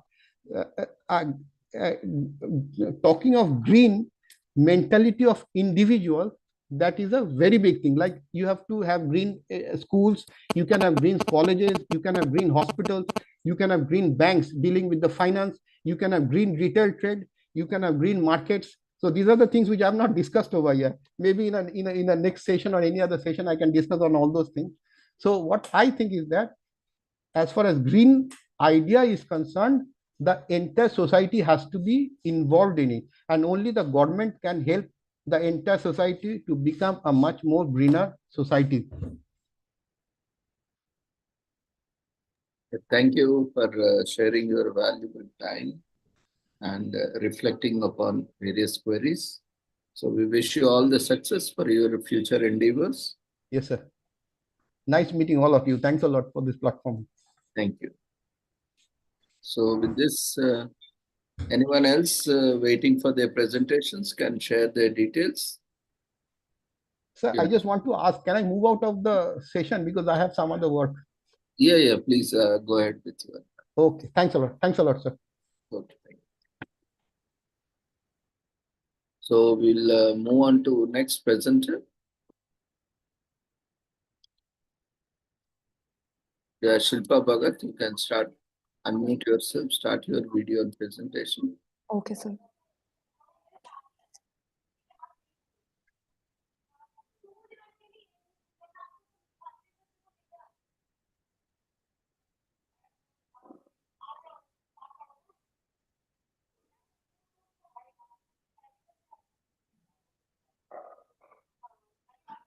Is my presentation visible, sir? Okay. Okay. The topic of my presentation is reviving the declining art of book reading, embracing literature in digital age. Now it's visible. You can continue. Okay, introduction. Book reading has been one of the most important causes of the advancement of any civilization. Books make human existence meaningful and give it a sense of purpose. Books are vital for transforming the country into a learning and knowledge society. Books are a perennial source of information, knowledge, wisdom, and pleasure for any developing society. Books make human existence meaningful and give it a sense of purpose. Reading books have been one of the most important causes of advancement in any civilization. Integrated efforts are to be made to secure easy accessibility to book for all segments of the population. Reading is a basic tool for learning and enjoyment, but in the age of visual entertainment, journal reading has taken a backseat. Children's reading enjoyment has fallen to its lowest level in almost 2 decades, with just 1 in 3 young people saying that they enjoy reading in their free time. According to a survey by the National Literacy Trust, only 35% of 8 to 18 years old enjoy reading in their spare time. Okay, this is the literature. Okay, the literature here, in 2017, Twing found that increased screen time reduces the ability to concentrate on long form reading. In the second research, it was found that Indian college students get distracted with the arrival of this Instagram, YouTube. They don't prefer books, but they prefer online platforms. State Times has mentioned that habit of book reading is dying out among in young students. Then there are number of literature like SLA reports in 2024 that the annual What Kids Are Reading report, they published a report, and what they found that 4.4 years on year decrease in the number of book being read by the children. They discuss that how book reading culture has been declining from time to time. The objective is complete awareness, sensitizing, and promoting this reading culture. The next section shows that earlier when we visited anyone's home or used to talk with our friends or peers, we used to discuss about the stories, the comics, the books, the regional literature, and most common of them was the Tinkle, that Shikari Shambhu, and Kalya the Crow, Tinkle with staple for 90s kids. Okay. Then Chacha Chaudhary comics is very famous. Then Nagaraj and stories like many, and also Panchatantra and Jataka stories, and also related to Indian mythology and related. The main concept here is that in 90s or 10 or 12 years back or 15 years back, when we were kids, in our growing stage, we usually found these comics in our bags, in our friends' home, or wherever we go, and we were like, if we are buying these books, we are not wasting our time. But the days had changed, and the reports have suggested that reading culture is declining, not in kids, in elders also. Today, kids prefer this mobile phone over book reading. We give this as a temptation to kid. If you will do this, we will provide you with a phone for 5 or 10 minutes. This is the real essence of incorporating this literature in this slide. Now, Stephen King says that books are uniquely portable magic, and everyone can understand that whoever have the habit of reading books, they can easily understand how they are called as uniquely portable magic. And why book reading is important? Because it enhances our knowledge and insights. It develops critical thinking. One of my teachers said, you don't read books and then come to the class directly. Whatever I teach you, you are never bothered, you never ask question. And if we are in regular touch of the books, we are able to understand what the teacher has taught, where is the loophole, and this results into a healthy discussion. The next and next is language skill. Reading books can develop our language skill, imagination, and creativity. While we are immersed in a book, if we are reading it in isolation or the place where we like, we found that we are totally immersed in that book, and we develop our imaginary stories. As I have noted that the students have like missed the student, I would rather like to say that there is a saying that books are doors to wisdom. And if we are not reading those books, how wisdom will come? We are expecting our children to value everything, to value time, to have patience, but we are not doing anything right about in that direction.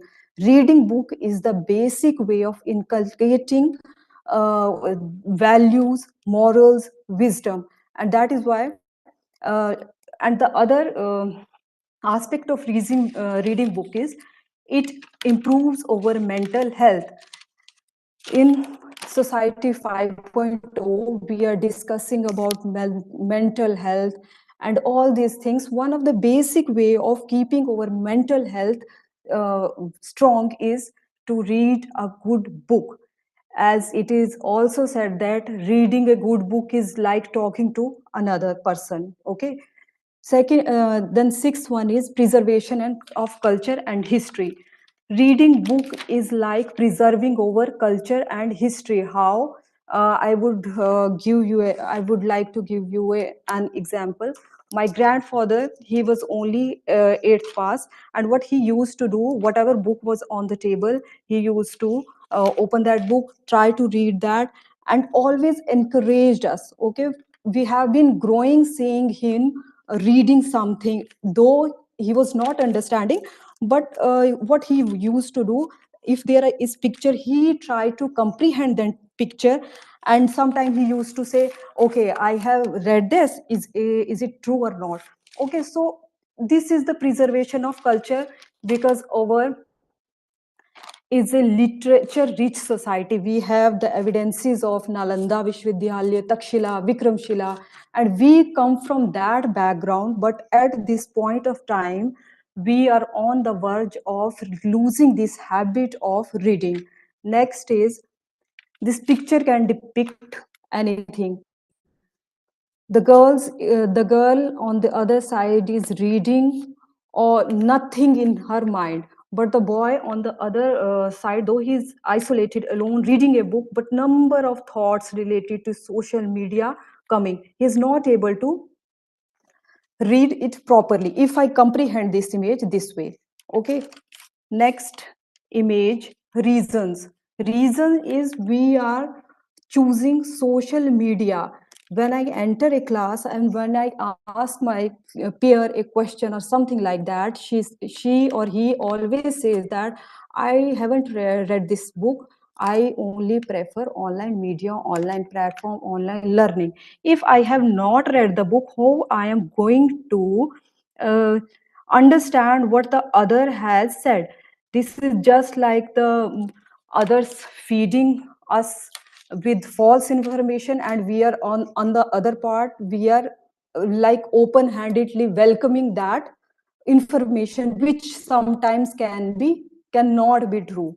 Okay, surge in screen time. The screen time has taken over the books. Screen, we have if we have 5 minutes, 10 minutes, or if we have leisure time, we hardly think about reading a book. What we do, we take our phone, scroll, and with that scroll, when 2 hours, 3 hours, where they went, we never know. Fast-paced lifestyle. We are busy. We are so much busy in our lifestyle that we hardly think about reading a good book.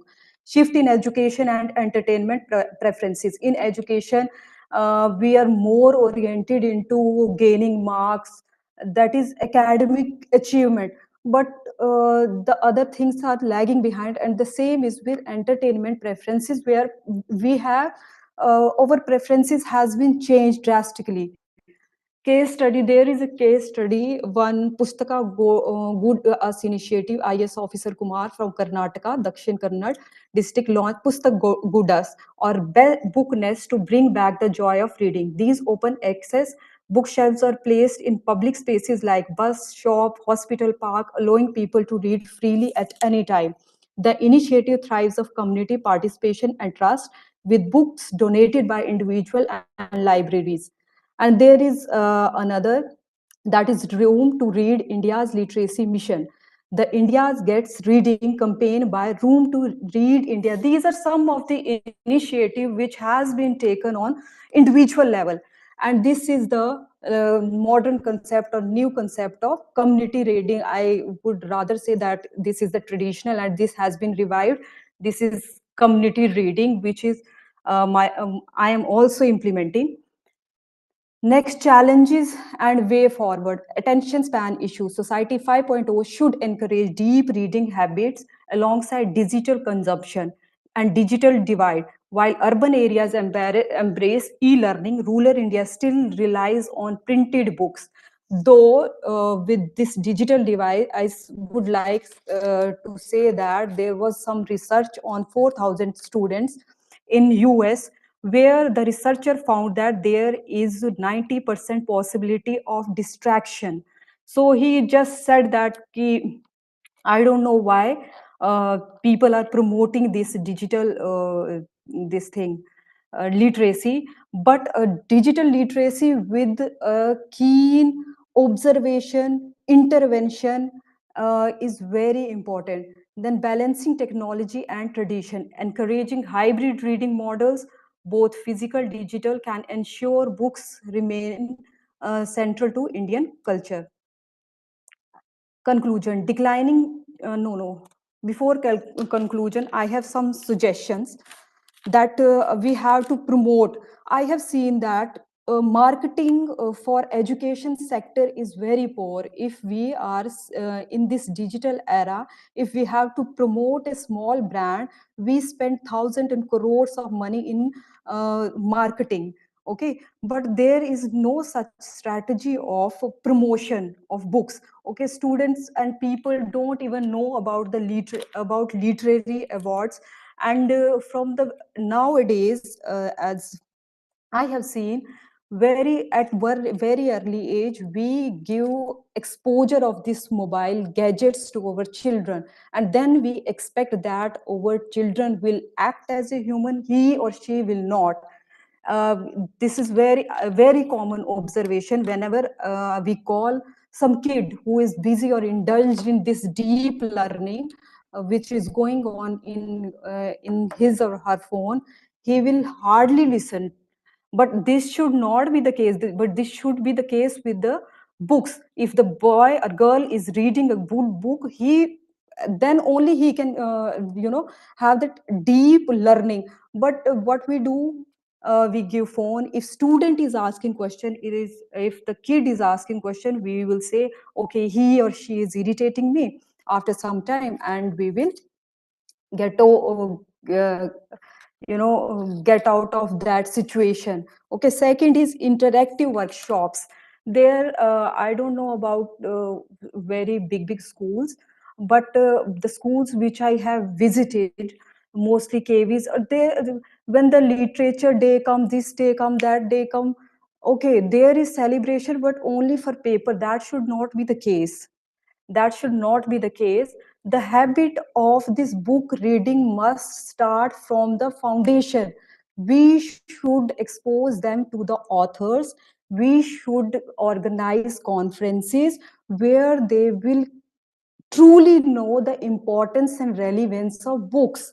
Okay, then next is this should be a collective effort of teachers, parents, media, and there should always be a guided region or supervised region, this reading in case of this digital platforms or ebooks which we are learning.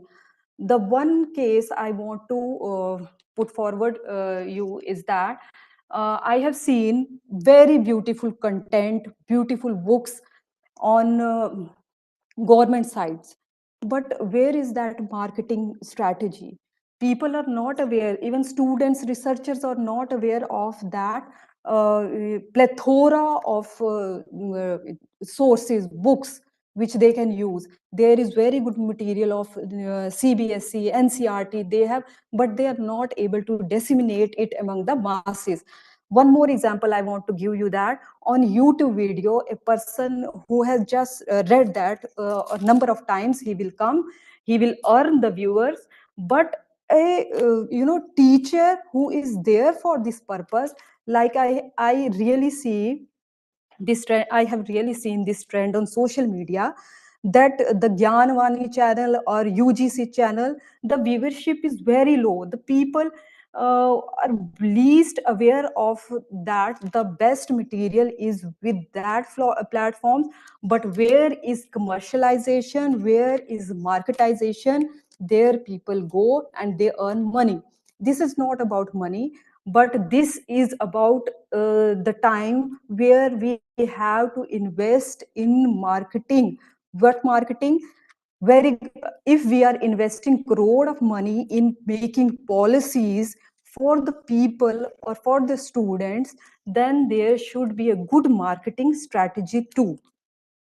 And a lot of research in this field, why this rate is coming down, why the research should be conducted.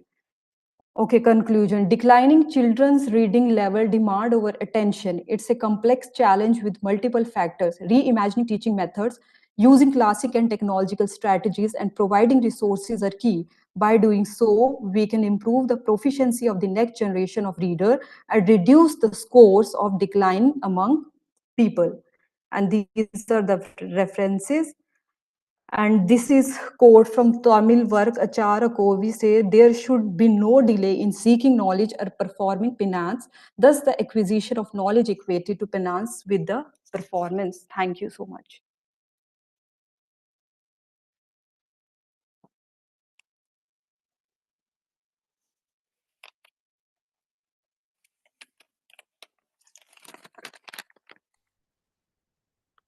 Congratulations, ma. There are also various studies, especially in COVID time, where Yes, sir. there is a drastic shift from offline or kind of Online. digital, manual to digital or material to digital format because of COVID and other. And people also got used to online because Yes, of sir. that period. And the various studies also have shown that the efficiency was, comparatively less, the memory retention Yes, of sir. what it studied through online or digital cannot be retained more, and also the efficiency is also less comparatively, and they had other issues also.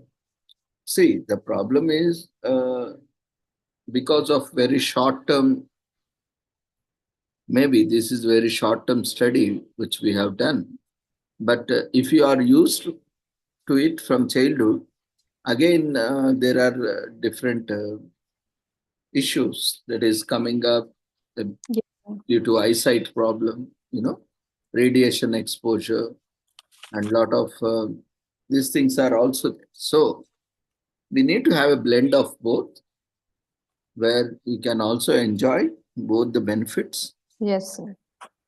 and you will, because gadget exposure, too much of gadget exposure is also not, because your body also needs rest, your eyes also needs rest, and so you need to take off from screen, you need to reduce screen time, and wherever there is an alternative, always opt for the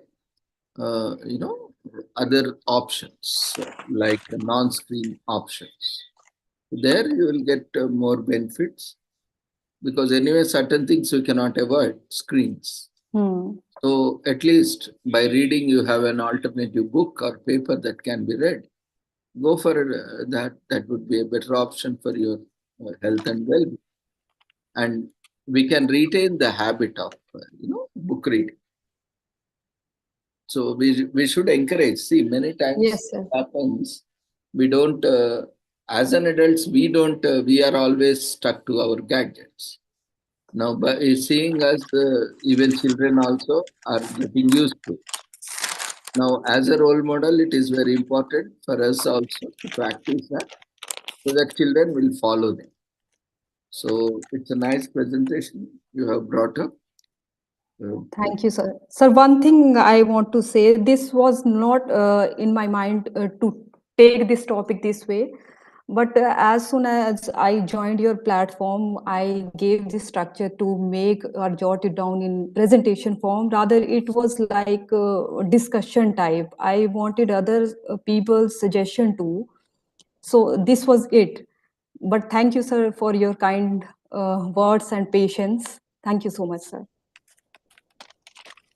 Thank you, man. It was a good effort. See, that's what I am telling time and again. There are a lot of topics that can be, taken, explored.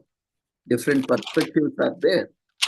So we need to take up topic and see, and also come up with different solutions. Yes, sir. And people also have to come up with different perspectives. Yes, Then sir. only we will able to, see what is best suited for which situation, Yes, sir. what kind of circumstance, because there is no one-stop solution or one solution for everything. It needs to be customized, adapted, Yes. so that it suits situations or circumstances, persons, places. So let's explore, because and this is a very good thing that you have come up, and this is what we are trying to do: inculcate practice of Yes, sir. research, so that people more are used to research and come up Hmm. with more presentations and slowly publications. That how, Hmm. our literature also increases. Yes, sir. Yes, sir. So congratulations once again. We wish you all the success for your future endeavors. Thank you, sir. So with this, I think any other presenters who are still waiting for their presentations?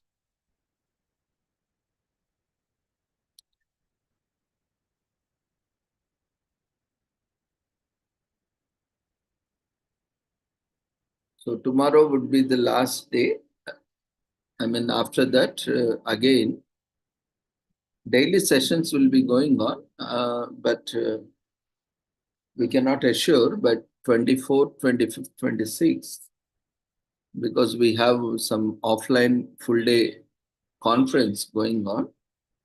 So we might not be able to conduct sessions on these days, but we'll see if there is a possibility we'll conduct. Otherwise, you can also join online, but that is a full day. It starts around 10 o'clock and it goes up to, 5, 6 or so on.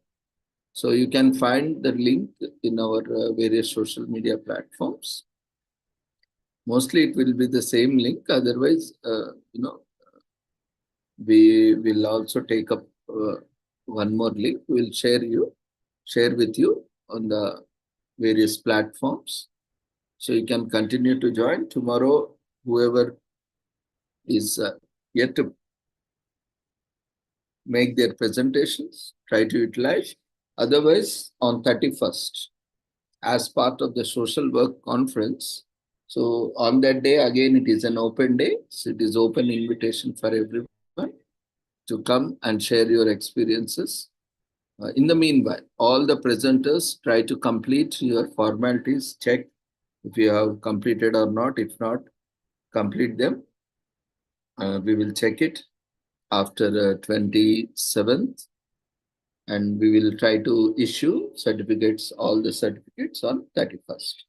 On 31st, whoever is presenting, make sure you are completing beforehand so that we can have the data in hand, and after presentation, if possible, we can also give you certificates on that day. We are trying our best to give, but that all depends on your efforts. So how you are cooperating with us in completing the formalities.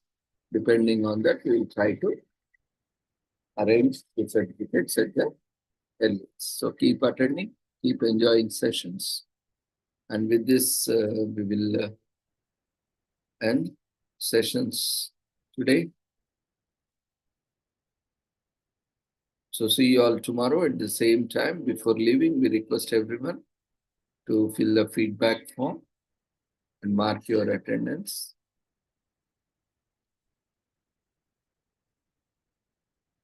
See you all tomorrow at the same time with the same joining link. Take care. Good night.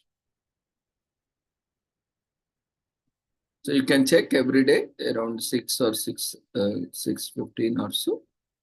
And you can also subscribe to YouTube channels.